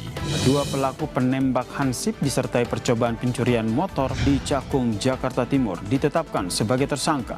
Aktual, faktual, dan terpercaya. Kasus kematian Prada Luki Namo kembali digelar di Pengadilan Militer Kupang, Nusa Tenggara Timur. Kompas Petang, setiap hari pukul 4 sore live di Kompas TV. Kejahatan tak selalu terlihat, tapi kerap meninggalkan jejak. Analisa pergerakannya, kenali polanya, batasi ruangnya, kuasai informasinya, biarkan fakta bicara. Tidak ada kejahatan yang sempurna, karena semua pasti akan terungkap pada akhirnya. Dalam Borgol, ikuti pada jam-jam berikut, live di Kompas TV. Rumah itu penting untuk kita semua. Bisa bayangin nggak kalau kita nggak punya rumah? Mau pulang kemana, ayo? Nah, kalau rumah komika, apa isinya? Ya komika lah. Komika mah nggak perlu diwakilin. Udah pada pinter bersuara. Untuk jadi komika, butuh banyak belajar dan harus terus update, bukan sekadar lucu. Siap-siap lagi deh kita ramein rumah komika. Nggak pakai stres, kita ketawa bareng saja di Suci 12. menanti waktu rehat di siang hari dengan sejumlah informasi. KPK membenarkan pihaknya melakukan operasi tangkap tangan. KPK juga menyita sejumlah uang dalam mata uang rupiah. Mengikuti sumber berita yang selalu menginspirasi. Kreativitas tanpa batas ini ditunjukkan oleh sekelompok pengrajin ibu-ibu yang ada di Kota Makassar. Ketekunan dan kerja kerasnya mampu menghasilkan omset hingga puluhan juta rupiah dalam setiap bulannya. Kompas Siang setiap hari pukul 11 siang live di Kompas TV.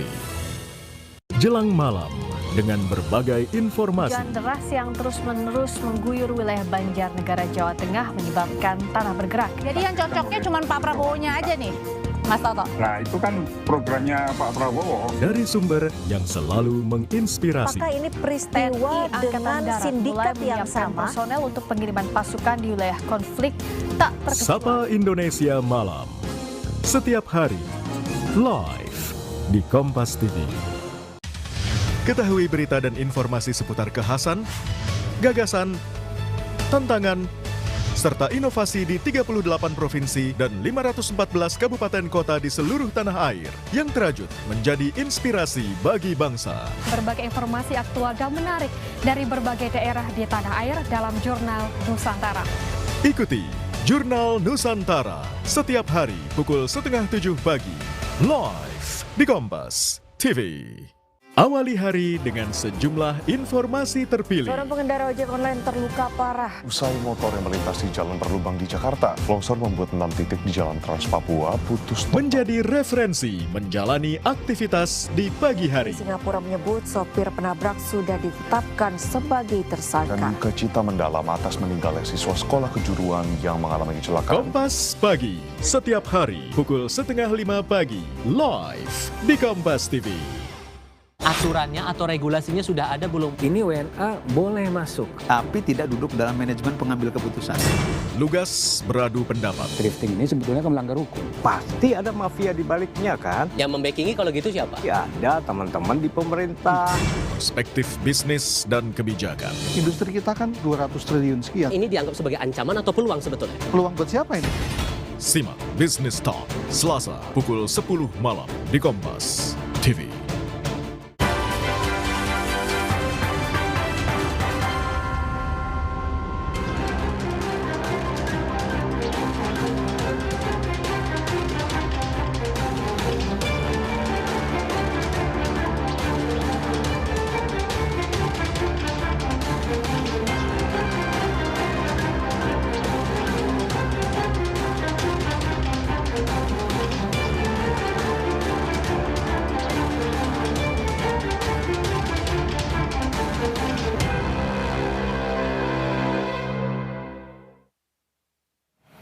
Anda kembali di Breaking News Kompas TV.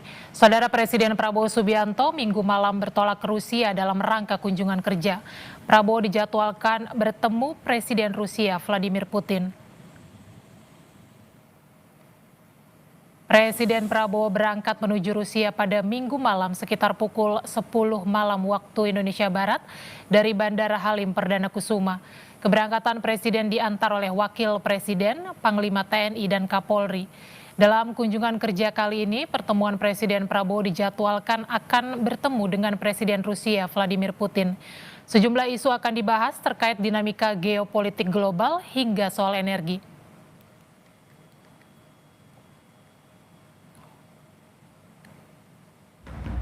Dibilang Prabowo jalan-jalan ke luar negeri, senang jalan-jalan ke luar negeri, ya kan? Saudara-saudara, untuk amankan minyak, ya gue harus kemana-mana. Presiden Prabowo Subianto kembali dijadwalkan melakukan perjalanan dinas ke luar negeri. Kali ini, Prabowo akan berangkat ke Rusia bertemu dengan Presiden Vladimir Putin. Menjawab pertanyaan soal kunjungannya ke luar negeri, Prabowo bilang perjalanannya untuk kepentingan negara. Prabowo pun berujar, tidak mudah untuk berdiri sebagai seorang presiden.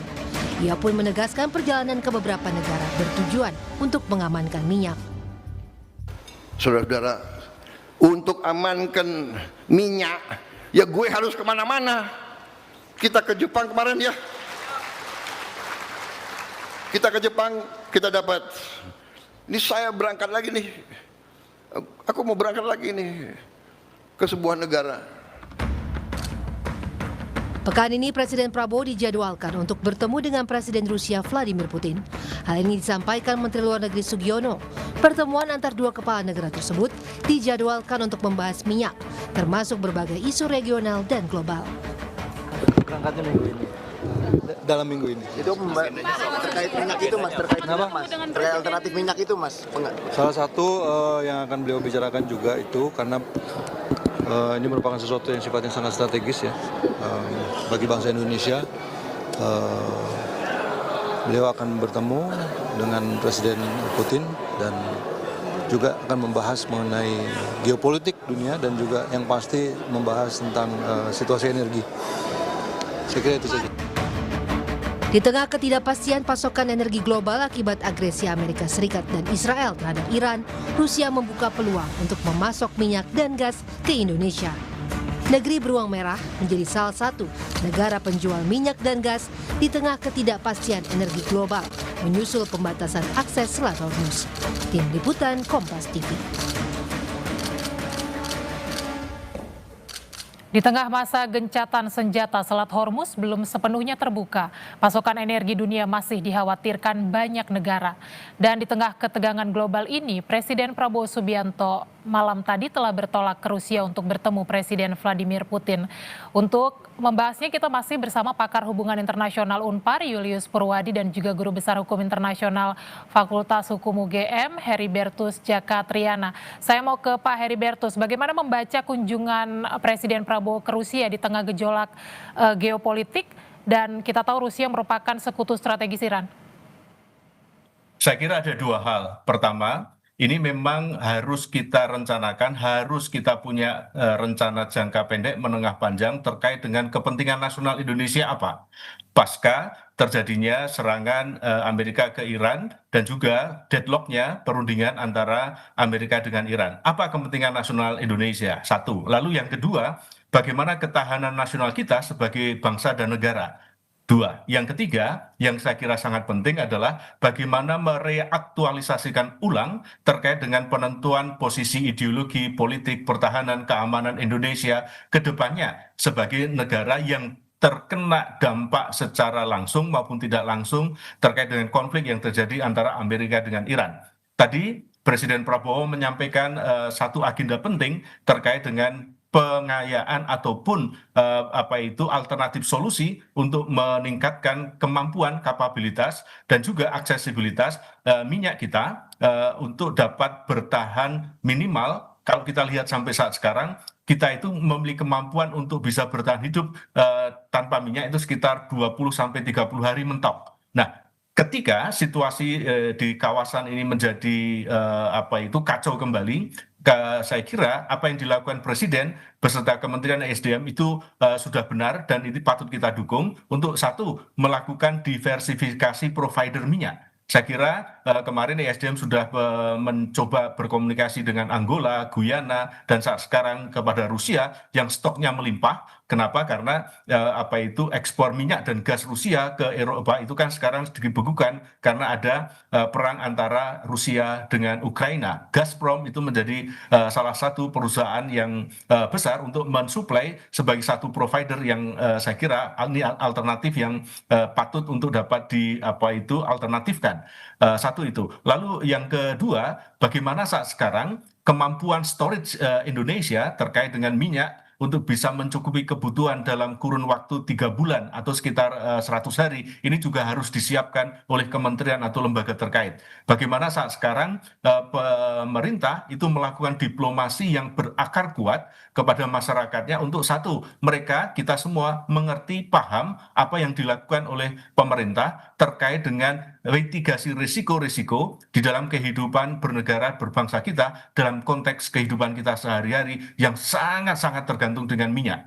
Saat sekarang sudah dimulai WFH, saya kira ini juga sebuah alternatif yang mari kita lihat ke depan bagaimana kesesuaian dengan motivasi dari pemerintah untuk mencari cadangan minyak ini, diversifikasi minyak ini. Lalu bagaimana saat sekarang siapa yang melakukan eksekusi terkait dengan kemampuan untuk melakukan diversifikasi storage nasional di kementerian terkait. Bagaimana informasi-informasi ini dikelola, dibangun untuk kita semua itu mengerti, paham terkait terkait dengan rencana besar pemerintah ini seperti apa, sehingga sekali lagi ini menjadi sebuah momentum untuk dapat kita gunakan untuk menjaga supaya tidak lagi terjadi apa yang disebut sebagai national trust terkait dengan diplomasi internasional, terkait dengan situasi global geopolitik saat ini. Nah, itu yang pertama. Yang kedua, saya kira apa yang dilakukan oleh Pak Prabowo mengunjungi presiden kita mengunjungi Rusia itu tidak pernah terlepas dari status Indonesia, kepentingan ideologi politik pertahanan kita dalam kerangka geopolitik global. Saya kira Rusia itu memainkan peranan penting yang saat sekarang itu masih wait and see, tetapi kita lihat juga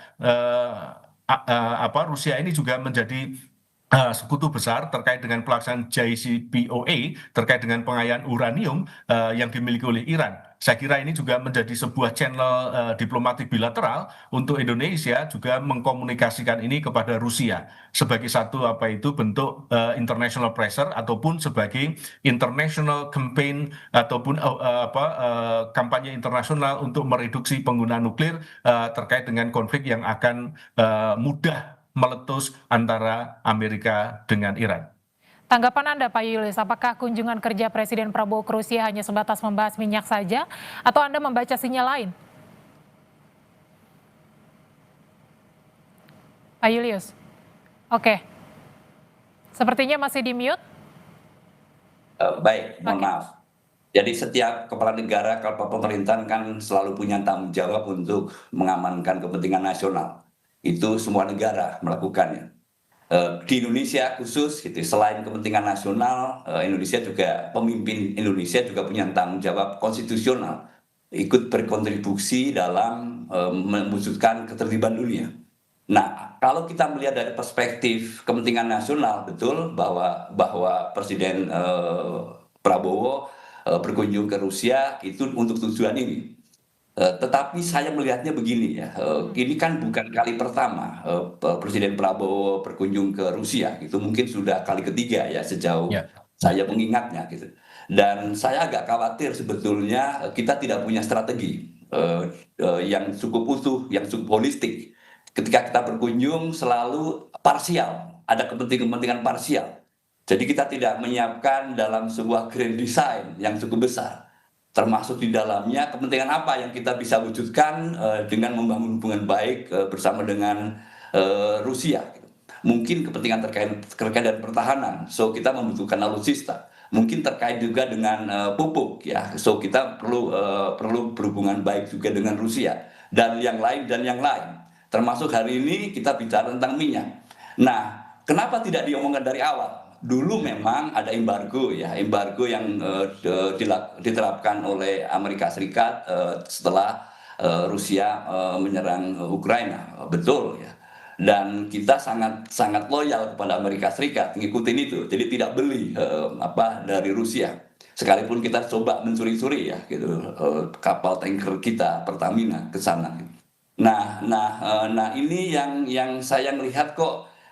Kita memang betul Presiden harus keluar negeri gitu ya, seperti pidatonya tadi, tapi apakah disiapkan dengan baik dengan sebuah kerangka grand design yang holistik sehingga tidak harus bolak-balik ya Presiden ke negara yang sama gitu ya, tapi untuk tujuan yang berbeda. Ini yang saya harus cermati ya dari sisi itu gitu. Tentu saja kalau kita ngomong terkait dengan kontribusi Indonesia terhadap ketertiban dunia, tadi disebut ke Jepang, gitu, lalu ke Korea, membahas tentang geopolitik. Sekarang saatnya bukan sekedar membahas, sekarang saatnya untuk beraksi, gitu. Dan ini yang saya juga lihat miss dari Indonesia, gitu. Bahwa sejak awal ketika Pak Presiden Prabowo dilantik, gitu, tampaknya kita tidak punya grand design juga bagaimana kita berkontribusi untuk membangun sebuah tatanan geopolitik yang bisa mengamankan, menjaga keamanan dan perdamaian dunia. Gitu. Ini juga kita perlu waspadai. Satu lagi yang saya kira kita tunggu itu sajalah negosiasi kita supaya kapal tanker Pertamina bisa masuk ya, bisa lewat. Ini kan belum goal juga gitu. Jadi justru kritiknya kesannya menjadi kita frustasi gitu ya. Ketika kapal tanker kita masih tersendat di sana Dan saya yakin bahwa para diplomat kita sudah melakukan negosiasi yang terbaik ya dengan kemampuan mereka. Gitu. Tetapi ada sesuatu yang tampaknya menghambat kenapa Iran tidak segera meloloskan 2 tanker yang cukup besar ya dengan nilai mungkin triliunan ya, puluhan triliun atau bahkan sampai 100 triliun. Gitu. Di antaranya misalnya dokumen yang tidak lengkap gitu ya, di antaranya yang lain barangkali kapal Pertamina kita registrinya bukan Indonesia, gitu. Jadi bukan berbendera Indonesia gitu, tapi berbendera negara lain, misalnya Singapura gitu. Dan ini memang lazim ya, lazim banyak kapal-kapal tanker yang dimiliki oleh perusahaan negara lalu didaftarkan dengan bendera yang lain untuk banyak alasan, termasuk untuk pajak dan untuk kemudahan-kemudahan yang lain. Nah ini dia gitu. Saya kira coba selesaikan dulu gitu dengan 20% itu diamankan. Gimana caranya gitu ya? Bangun hubungan kembali yang baik dengan Iran gitu ya sebelum kemana-mana gitu ya. Dan itu memang semuanya harus sangat cepat. Tetapi kecepatan itu tidak harusnya menihilkan atau mengabaikan perencanaan yang matang. Ini yang Mbak Dian saya harus sampaikan bahwa kelihatannya perencanaan kita tidak matang. Oke, Rusia dan Tiongkok kan kita tahu memveto resolusi pembukaan Selat Hormuz, Pak Julius. Apakah Anda melihat bahwa salah satu kunjungan atau agenda kunjungan Prabowo ke Rusia adalah untuk membahas hal itu juga? Ya betul bahwa Rusia dan China itu against ya waktu itu menentang resolusi yang diusulkan oleh Bahrain, ini betul. Dan karena dia anggota permanen dari DKPBB maka namanya negative vote, dan negative vote itu bahasa hukumnya Mas Heri Brutus nanti boleh mengkoreksi, itu adalah veto gitu. Clear. Kita paham bahwa 2 negara ini adalah negara yang bisa menjadi penyeimbang dari kekuatan Amerika Serikat. Kalau saya cermati sebagai pengamat hubungan internasional, sistem internasional sekarang kan lebih menunjukkan unipolarisme setengah ya gitu. Jadi betul ada kekuatan superpower yaitu Amerika Serikat gitu. Lalu kemudian ada kekuatan-kekuatan yang lain. Kita selalu melihat bahwa saat ini multipolarisme gitu. Tapi dengan apa yang dilakukan oleh Amerika Serikat ke Timur Tengah itu menunjukkan bahwa Amerika Serikat powernya masih sangat besar dan tidak ada yang menandingi. Maka kita nyebutnya unipolar setengah gitu. Setengahnya itu siapa? Termasuk dipegang oleh Rusia dan China gitu. Amerika Serikat sudah mengeluarkan warning nih setelah perundingan gagal di Islamabad bahwa Cina ada kemungkinan mengirimkan misail pundak ya yang bisa dibawa kemana-mana gitu yang diluncurkan dengan mudah gitu. Dan sudah diingatkan oleh Presiden Trump ini bisa dilakukan dan hati-hati gitu.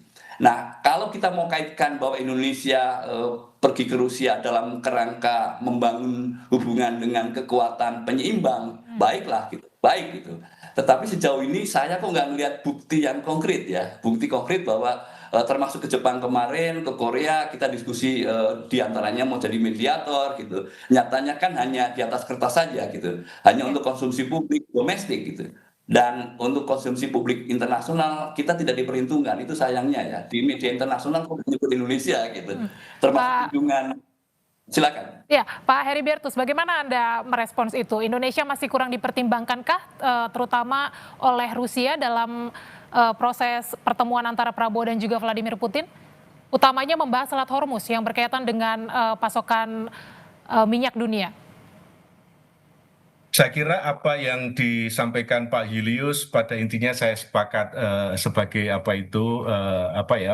pengamat ataupun yang kita coba untuk bisa melihat dan menerka apa yang sebenarnya sedang dilakukan oleh pemerintah kita.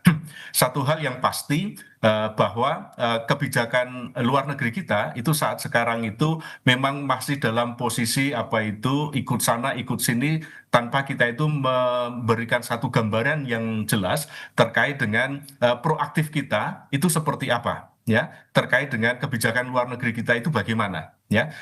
Ini konsisten saya lihat kemarin ketika misalnya 3 anggota TNI kita meninggal gitu ya, apa yang dilakukan sebagai satu bentuk proaktif kita terkait dengan situasi itu seperti apa. Jangka panjang menengah pendeknya itu juga nuwun sewu mohon maaf kita kok tidak memperoleh satu gambaran yang gede terkait dengan posisi Indonesia dengan PBB, dengan pihak yang berkonflik itu seperti apa. Lalu yang kedua, betul saya kira apa yang disampaikan Pak Julius terkait dengan diplomasi internasional kita, sudah saatnya kita harus proaktif. Nah, proaktifnya itu apa? Satu, harus didasari dengan motivasi yang jelas itu seperti apa. Saya kira pembahasan motivasi ini di dalam lingkup nasional itu harus dikuatkan sebagai dasar diplomasi internal negara kita, supaya kita sekali lagi ngerti, paham apa yang mau dilakukan, sehingga kita prepare.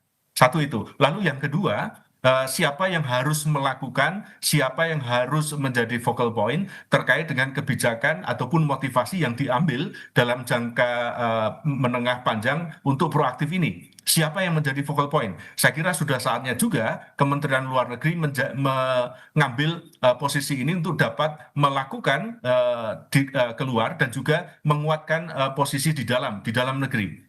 Yang ketiga, sekali lagi saya sepakat dengan Pak Julius, bagaimana saat sekarang pemerintah itu betul-betul mengalokasikan to the maximal available resources kita untuk menunjang posisi proaktif kita terkait dengan situasi geopolitik dunia saat sekarang.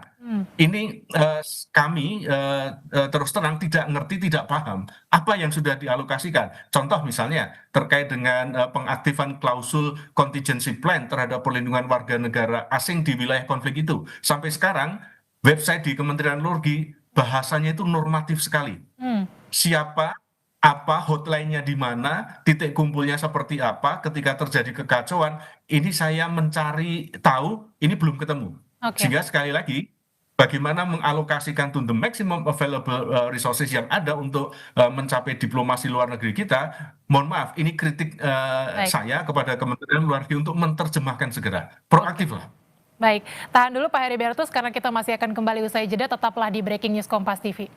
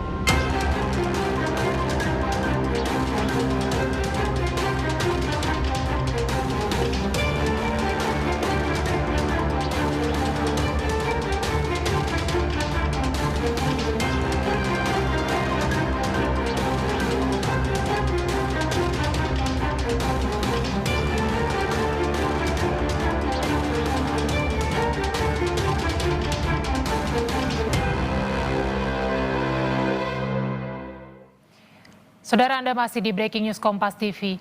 Delegasi Amerika Serikat yang dipimpin Wakil Presiden Amerika Serikat J.D. Vance meninggalkan Pakistan setelah perundingan damai dengan Iran tak mencapai kesepakatan. J.D. Vance pulang ke Washington DC tanpa membawa hasil kesepakatan setelah 21 jam bernegosiasi dengan Iran.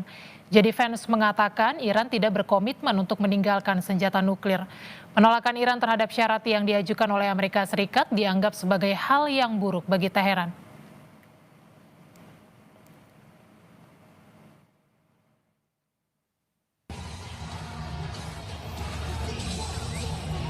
Saat perundingan Amerika Serikat dan Iran gagal mencapai kesepakatan, Presiden Donald Trump terlihat menghadiri acara pertarungan seni bela diri campuran atau UFC di Miami. Trump sempat menyapa Presiden UFC Dana White dan komentator Joe Rogan sebelum duduk. Trump menyaksikan laga UFC bersama Menlu Marco Rubio dan Dubes Amerika Serikat untuk India Sergio Gore. Wapres Amerika J.D. Vance yang memimpin tim perundingan Amerika Serikat mengungkap selama proses negosiasi di Islamabad, ia selalu memberikan informasi kepada Presiden Amerika Serikat Donald Trump.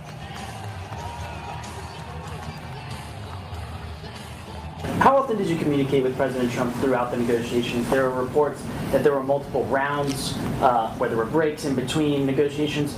Yeah, obviously we were talking to the president consistently. I don't know how many times we talked to him, a half dozen times, a dozen times over the past 21 hours. We obviously also talked to Admiral Cooper, to Pete, to Marco, to the entire national security team. We talked to Scott Bessent a number of times. So look, we were constantly in communication with the team because we were negotiating in good faith. Sementara Iran melalui anggota parlemennya menegaskan persoalan di Hormuz tidak dapat diselesaikan melalui negosiasi, sebab Selat Hormuz diakui sebagai jalur perairan milik Republik Islam Iran.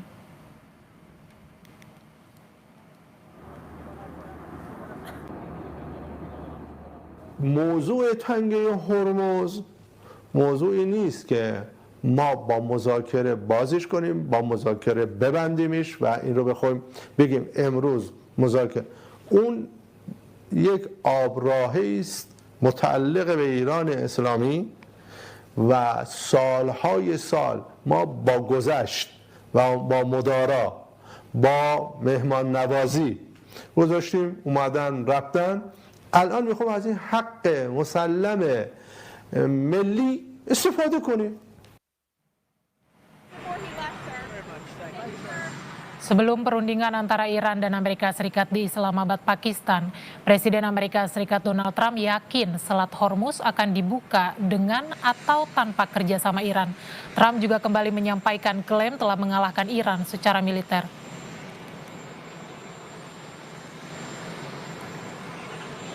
We're going to open up the Gulf with or without them. Open up automatically. Yeah, the answer is yes, but the Strait will open up. If we just left, the Strait's going to, otherwise they make no money. So the Strait's going to open. But what we have is no nuclear weapons, but we'll open the Strait anyway. Don't forget, we don't use the Strait. Other countries use the Strait. So we do have other countries coming up, and they'll help out, but we don't use it. It won't be easy. It won't be, I would say this, we will have that open fairly soon. Sebelumnya, saudara, perundingan maraton selama 21 jam antara Iran dan Amerika Serikat gagal mencapai kata sepakat. Wakil Presiden Amerika Serikat J.D. Vance bilang delegasi Iran menolak persyaratan yang diajukan Washington. Vance mengklaim Iran tidak berkomitmen untuk meninggalkan senjata nuklir. Amerika Serikat belum melihat keinginan Iran untuk tidak mengembangkan senjata nuklir dalam jangka panjang. Penolakan Iran atas syarat yang diajukan Amerika Serikat dianggap hal buruk bagi Teheran.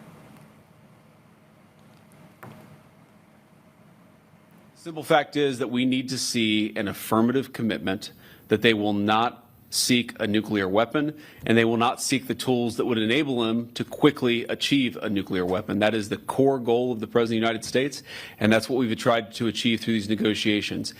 Again, their nuclear program, such as it is, the enrichment facilities that they had before, they've been destroyed.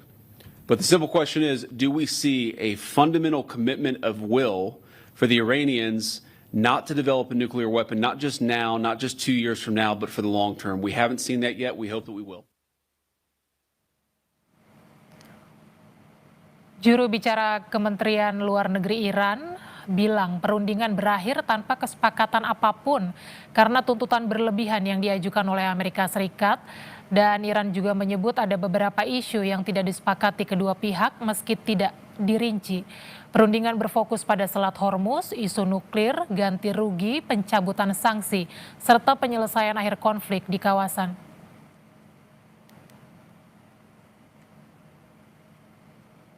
نکته دیگه‌ای که باید مد نظر داشت پیچیدگی موضوعات و پیچیدگی شرایط بود.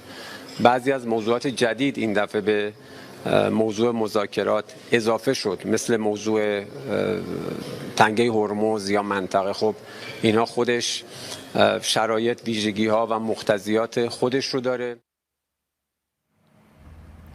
Sementara itu Pakistan menyerukan Iran dan Amerika Serikat untuk menjaga gencatan senjata setelah pembicaraan berakhir tanpa kesepakatan.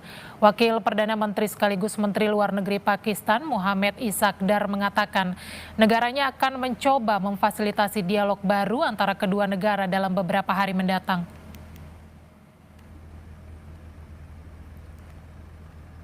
That the two sides continue with the positive spirit to achieve durable peace and prosperity for the entire region and beyond. It is imperative that the parties continue to uphold their commitment to ceasefire. Pakistan has been and will continue to play its role to facilitate engagement and dialogue between the Islamic Republic of Iran and the United States of America in the days to come. Kita lanjutkan diskusi kita bersama pakar hubungan internasional UNPAR Julius Purwadi dan juga Guru Besar Hukum Internasional Fakultas Hukum UGM Heribertus Djaka Triana. Pak Julius, ini kan intelijen Amerika Serikat mengindikasikan bahwa Tiongkok atau China bersiap untuk mengirimkan sistem pertahanan udara baru ke Iran. Nah, apakah Anda melihat bahwa di masa gencatan senjata ini akan dimanfaatkan oleh Iran untuk mengisi sistem persenjataan mereka? Ya, iya, indikasi itu disampaikan ya dan diumumkan secara publik, tetapi memang masih ada diselidiki gitu. Dan ketika pemimpin negara menyampaikan sesuatu indikasi itu artinya sebetulnya warning supaya negara yang disebut itu tidak melakukannya. Dalam hal ini China, betul indikasi itu menyebut bahwa China akan mengirimkan sistem pertahanan udara MAPATS ya ke Iran dalam beberapa minggu ke depan. Lalu juga ada komponen rudal dan bahan kimia, lalu teknologi ganda dual user, termasuk dukungan intelijen dan satelit. Itu intelijen Amerika Serikat menemukan indikasi tersebut dan disampaikan supaya bahwa China aware apa yang dilakukan oleh China itu membahayakan untuk ketertiban dunia, itu kalau bahasa saya kurang lebih ya. Nah ini sesuatu yang memang wajar ketika kita bicara gencatan senjata, lalu kemudian negara-negara kemudian menyiapkan amunisi baru, energi baru, supaya nanti kalau misalnya gencatan senjata itu gagal, maka mereka sudah siap. Eksplisit memang Menteri Luar Negeri Iran juga sudah menyampaikan bahwa dalam konteks gencatan senjata jari itu masih di-trigger, artinya bahwa mereka sudah masih tetap siap. Itu yang disebut dengan fragile ceasefire, gencatan senjata yang sangat rentan. Di satu sisi seperti itu gitu. Tapi jangan lupa bahwa di pihak Amerika Serikat sendiri kan juga melakukan yang sama, bahwa ada strategi baru yang sedang dibangun, kekuatan militer yang sedang disiapkan, sehingga nanti ketika kemudian disebut ada eksekusi serangan militer besar-besaran, waktunya akan lebih pendek dengan strategi yang tentu saja lebih cepat. Bisa saja terjadi, dan itu saya kira wajar. Semua negara yang terlibat dalam gencatan senjata kan harus mengantisipasi jika gencatan senjata itu gagal. Oke, rencana Tiongkok untuk memasok senjata ke Iran ini juga mendapat reaksi keras dari Presiden Amerika Serikat Donald Trump yang kemudian memperingatkan Tiongkok kalau nanti akan menghadapi masalah yang besar jika terbukti mengirim senjata ke Iran. Bagaimana membaca pernyataan Donald Trump ini, Pak Heribertus? Ya, saya kira ini adalah warning dalam kapasitas dia sebagai pemimpin dunia yang saat sekarang sedang berkonflik. Saya kira warning ini menjadi sebuah pertanda nyata bahwa yang namanya ceasefire antara Amerika dengan Iran beserta dengan proksinya itu sangat rentan untuk pecah kembali. Sehingga sekali lagi kita juga bisa melihat bahwa harapan Cina itu kan sebenarnya Iran jangan sampai kalah dalam perang ini. Itu juga yang menjadi kekhawatiran besar Donald Trump. Sekali lagi, siapa yang menang, siapa yang kalah dalam perang ini adalah mereka yang mengeluarkan resources yang lebih sedikit. Saya kira esensinya di sana. Dan kedepannya, ketika kita melihat Cina mengirimkan peralatan perang secara diam-diam, ini kan yang di cover diplomasi Cina, ini juga pasti akan mengganggu ketegangan dan juga confidence building, trust building di antara para pihak yang saat sekarang sedang bernegosiasi di Pakistan. Ini saya kira adalah indikator-indikator nyata yang dapat sekali lagi dari luar yang sangat bisa membahayakan selain dari negara masing-masing yang sedang bertikai, proksinya yang sedang juga ikut bertikai, dan campur tangan pihak ketiga dalam hal ini adalah yang punya kedekatan dengan negara yang sedang bertikai, yaitu Cina dengan Iran. Oke, apa yang akan terjadi Pak Yulis kalau betul tudingan Amerika Serikat Cina nantinya memasok senjata ke Iran? Apa yang akan terjadi di tengah konflik atau eskalasi konflik ini? Ya, pertama kan China sudah membantah ya secara resmi bahwa terkait dengan laporan-laporan yang sudah disampaikan intelligence tadi, gitu, bahwa mereka tidak pernah memberikan senjata kepada pihak manapun dalam konflik tersebut dan mendesak Amerika Serikat untuk berhenti membuat tuduhan tanpa dasar. Ini yang dilakukan oleh China. Gitu. Nah, memang kita tidak tahu apakah benar itu dilakukan, gitu ya. Tetapi kalau itu dilakukan, mungkin ini bagian dari strategi yang disebut dengan balancing. Bahwa dalam konteks unipolar setengah tadi kita harus ada kekuatan penyimbang supaya bisa menahan. Tapi saya melihat dalam konteks yang lebih besar lagi, Mbak Dian, kenapa Amerika Serikat ingin sekali menaklukkan Iran di Timur Tengah? Ini kan bagian dari strategi besar untuk banyak hal ya, termasuk geopolitik. Menguasai Timur Tengah, dan satu-satunya negara yang belum takluk terhadap keinginan Amerika Serikat adalah Iran. Itu satu hal. Tapi yang kedua juga adalah ini mirip-mirip yang dilakukan Amerika Serikat ke Venezuela. Venezuela kan penyuplai minyak terbesar dan sebagai penyuplai minyak terbesar dia menyuplai kemana-mana, termasuk negara tetangga Kuba, tapi juga termasuk ke China. Terbesar juga penyuplai ke Cina. Gitu. Lalu kemudian Iran juga hal yang sama. Gitu. Nah ini yang kita cermati bahwa strategi Amerika Serikat ke Iran itu juga termasuk strategi Amerika Serikat untuk menekan kekuatan China yang sedang bertumbuh sebagai penyimbang di dalam sistem internasional. Ini konteks besar yang kita harus pahami. Dan nggak salah sebetulnya kalau China bahkan sebelum perang kan juga sudah disebut bahwa China termasuk salah satu yang menyuplai terkait dengan sistem radar dan peperangan elektronik ke Iran. Itu kan sudah diketahui secara publik gitu. Tapi Amerika Serikat tetap aja menyerang. Itu artinya kan kekuatan deterrence gitu. Menggertak dari China tidak cukup ampuh gitu ya didengar oleh Amerika Serikat, jadi tetap menyerang.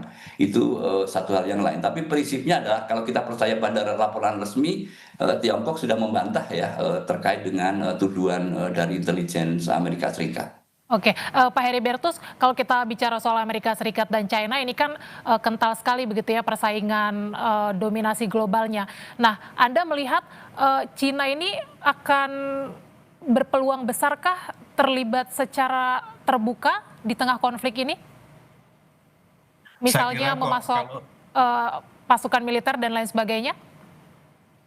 Saya kira kalau terlibat secara langsung itu akan menjatuhkan kepentingan nasional Cina jangka panjang ya. Tetapi kalau kita lihat apa yang terjadi sejak Januari Februari, Maret, April sampai saat sekarang itu kan memang kedekatan dengan Iran itu nggak terbantahkan lagi.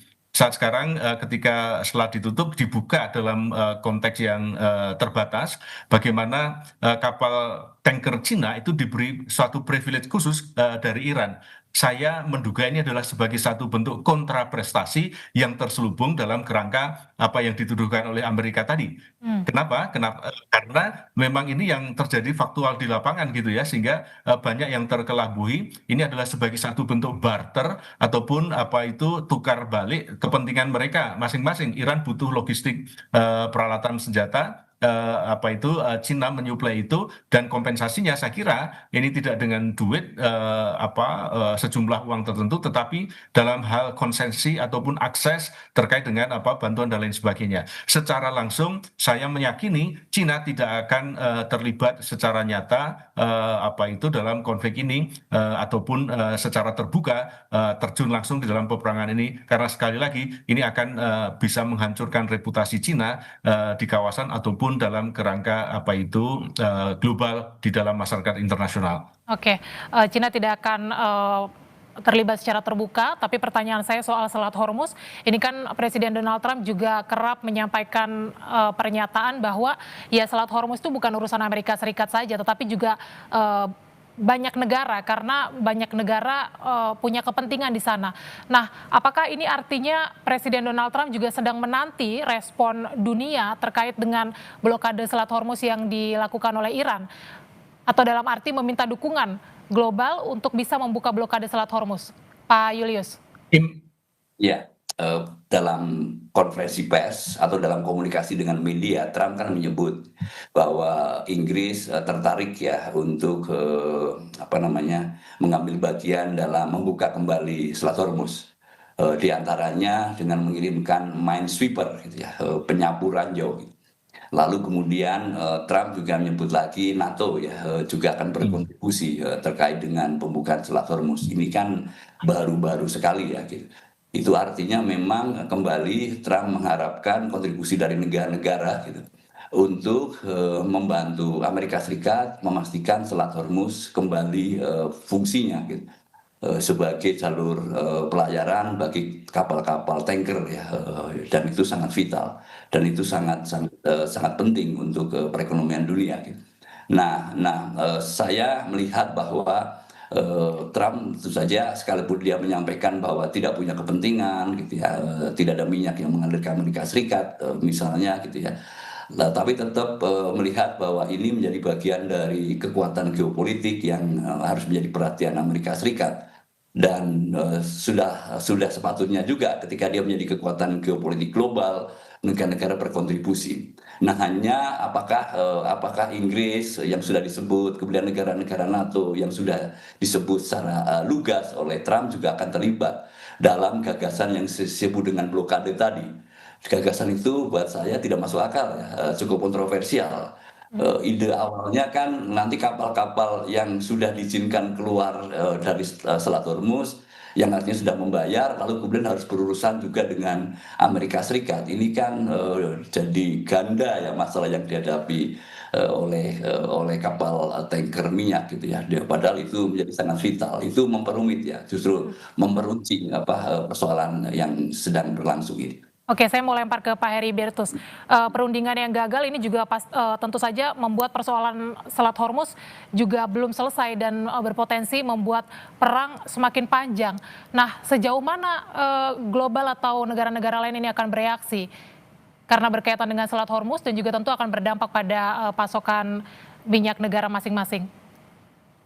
Saya kira apa yang disampaikan Presiden Amerika Donald Trump itu kan secara implisit mengundang quote-unquote negara-negara yang berkepentingan terkait dengan penggunaan Selat Hormuz untuk peredaran distribusi energi mereka. Satu itu. Lalu yang kedua, saya kira sudah saatnya juga negara-negara yang memiliki selat yang dipergunakan untuk international navigations itu juga memberikan suaranya dalam kerangka bahwa selat ini itu dapat dipergunakan secara bebas untuk kepentingan navigasi, dan pemungutan biaya dan juga terkait dengan hal-hal yang sifatnya administratif diperbolehkan sepanjang, sekali lagi, itu adalah profesional, proporsional, dan non-diskriminatif. Ini akan menjadi sebuah legacy untuk koalisi negara-negara yang memiliki selat untuk dapat menyuarakan sesuai dengan ketentuan UNCLOS yang berlaku. Pasal 37 sampai pasal 44 UNCLOS itu kan memberikan rambu-rambu yang nyata, walaupun Iran itu tidak meratifikasi UNCLOS. Tapi statusnya sebagai selat yang digunakan untuk kepentingan navigasi internasional, itu statusnya adalah sebagai hukum kebiasaan internasional, di mana semua negara memiliki akses, memiliki kewenangan penggunaannya. Sudah saatnya juga saat sekarang negara-negara menyuarakan ini sebagai satu keprihatinan bersama, sebagai satu bentuk penghormatan terhadap hukum internasional yang mengatur satu bagian porsi laut, yaitu selat, ke depannya. Apa yang terjadi di Iran ini menjadi sebuah contoh yang kurang baik ketika ada satu yang disebut sebagai pungutan dalam kerangka hukum internasional, dan itu tidak akan berdampak baik terhadap negara-negara lain yang memiliki kondisi yang sama. Ini patut disuarakan, dan undangan dari Trump harus dijawab secara proaktif untuk misalnya menyuarakan hal ini. Konkretnya apa, Pak Heribertus? Bentuk dunia bisa menyuarakan itu ke Iran, atau pendekatan apa yang bisa dilakukan terhadap Iran? Salah satunya adalah pada saat sekarang negara-negara Teluk ini bisa mengkomunikasikan apa yang disebut sebagai draft terkait dengan penghormatan UNCLOS untuk selat yang digunakan sebagai International Strait for International Navigation, sebagai kertas kerja yang disepakati dalam ceasefire ini. Saya kira Pakistan itu dapat menerima komunikasi langsung dari negara-negara yang pemilik selat seperti Indonesia ya dan lain sebagainya. Saya kira rumusan-rumusan terkait dengan selat ini menjadi penting untuk jangka panjang, dan juga kebebasan mereka dalam penggunaan laut untuk kepentingan masyarakat internasional yang ini dijamin dalam hukum internasional. Satu itu. Lalu yang kedua, inisiasi terkait dengan Dewan Pengawas Hormuz, saya kira ini juga menjadi sebuah breakthrough yang bisa diwacanakan. Misalnya koalisi dari negara-negara penjaga, quote unquote ya, di Selat Hormuz ini menjadi sebuah mekanisme yang saya kira patut diperhitungkan ke depannya, supaya sekali lagi penghormatan, pentaatan, dan juga kerangka standarisasi hukum UNCLOS itu dapat berlaku secara non-diskriminatif, proporsional, dan profesional kepada semua negara-negara yang menggunakan untuk kepentingan bersama. Baik, saya mau beralih kembali soal proses perundingan. Selain Amerika Serikat dan Iran, ini juga ada wacana bahwa Israel dan Lebanon ini juga akan bertemu di Amerika Serikat. Bagaimana Pak Julius membaca soal rencana pertemuan itu? Apakah itu akan berpengaruh signifikan terhadap proses perdamaian dengan Iran? Ya, saya melihat itu indikasi yang sangat baik di tengah-tengah kebuntuan yang kemarin gitu ya di Islamabad. Lalu kita mendengar ada inisiatif untuk mempertemukan dua pihak, dan ini kita harus sambut sebagai sinyal positif. Kemarin Iran kan menghendaki ini menjadi prasyarat untuk negosiasi, dan sepertinya dari pihak Amerika Serikat ini bisa dipisahkan, dan kita melihat ada niat serius, moga-moga demikian, bahwa nanti minggu depan akan ada pertemuan di antara dua pihak ini. Moga-moga kembali lagi ke kesepakatan yang tadi sudah sebut, November 2024 kembali dihormati gitu ya, bahwa ini menjadi sangat vital, gitu, menjadi sangat penting, sudah sangat panjang dan saatnya untuk menghentikan. Tapi saya melihat juga bahwa harus diapresiasi juga gitu ya, satu sisi, tetapi juga kita melihat perlu adanya collective call ya, dari masyarakat internasional, yang diantaranya adalah untuk mendesak perundingan di antara dua negara, Israel dan Lebanon, itu betul-betul bisa berjalan efektif, termasuk Amerika Serikat dan Amerika Serikat dan Iran itu juga berjalan efektif. Saya mengapresiasi diplomat Indonesia, Duta Besar Indonesia untuk PBB ya, yang menginisiasi pertemuan-pertemuan dengan beberapa negara yang disebut like-minded countries untuk menekan Israel. Indonesia punya alasan, saya kira, setelah 3 tentaranya gugur kemarin di Unifil, lalu kemudian cukup amunisi untuk Pak Dubes kemudian menggalang dukungan supaya dunia lebih serius menyikapi tindakan Israel kepada Lebanon. Dan saya yakin sih itu salah satu kontributor penting ya, yang bisa memastikan perundingan bisa berhasil. Baik, Pak Heribertus, singkat saja, perundingan sampai dengan saat ini masih alot, tapi apakah Anda optimistis bahwa perdamaian antara Amerika Serikat, Iran, dan juga Israel ini akan tercapai? perdamaian secara hakiki saya yakin tidak akan tercapai. Kenapa? Karena esensinya itu adalah sangat bulat dan ini sudah berlangsung lama terkait dengan apa isu nuklir dan lain sebagainya. Saya kira ini isu utamanya. Pausing the button, saya kira ceasefire sementara itu dapat berjalan. Kenapa? Karena saat sekarang perundingan masih berjalan, ini merupakan indikasi positif yang baik. Ya, saya kira ini adalah prakondisi-prakondisi yang sekali lagi pausing the button, berhenti sejenak, mereka berpikir, lalu juga mempersiapkan kemungkinan-kemungkinan yang akan terjadi, baik yang baik maupun yang buruk, dan kemungkinan yang terburuk kalau itu pecah lagi mereka sudah siap kembali. Baik, lalu tadi ketika silakan Pak. Ketika pertanyaan tadi apakah Israel mau ketemu dengan Hizbullah, saya kok dalam nada pesimis ya. Kenapa? Karena Israel itu adalah sebuah negara. Hizbullah ini adalah sebuah organisasi yang saya yakin pasti Israel akan ngomong, mereka nggak sepadan dengan saya. Mereka itu siapa? Itu yang saya khawatirkan gitu ya. Lalu yang kedua, kalau mereka ingin bertemu di Amerika, Hizbullah ini kan sudah punya satu persepsi bahwa haram hukumnya mereka ke Amerika. Saya kira ini satu hambatan-hambatan, kebuntuan-kebuntuan yang akan mereduksi apa yang kita sebut sebagai satu prakondisi untuk confidence building, meredam anak-anak ini main petasan lagi di halaman Pak RT yang sekarang lagi kepioh ini. Atau ruwet ini gitu. Baik, upaya perundingan masih terus dilakukan dan apakah nanti upaya itu akan mencapai titik kesepakatan, kita akan memantau bersama. Terima kasih atas diskusinya Pakar Hubungan Internasional Universitas Parahyangan Julius Purwadi dan juga Guru Besar Hukum Internasional Fakultas Hukum UGM Heribertus Jakatriana sudah bergabung di Breaking News Kompas TV. Selamat malam menjelang pagi dan sehat selalu Bapak-Bapak. Terima kasih. Saudara, Breaking News Kompas TV kami akhiri, saya Dian Silitonga pamit, sampai jumpa.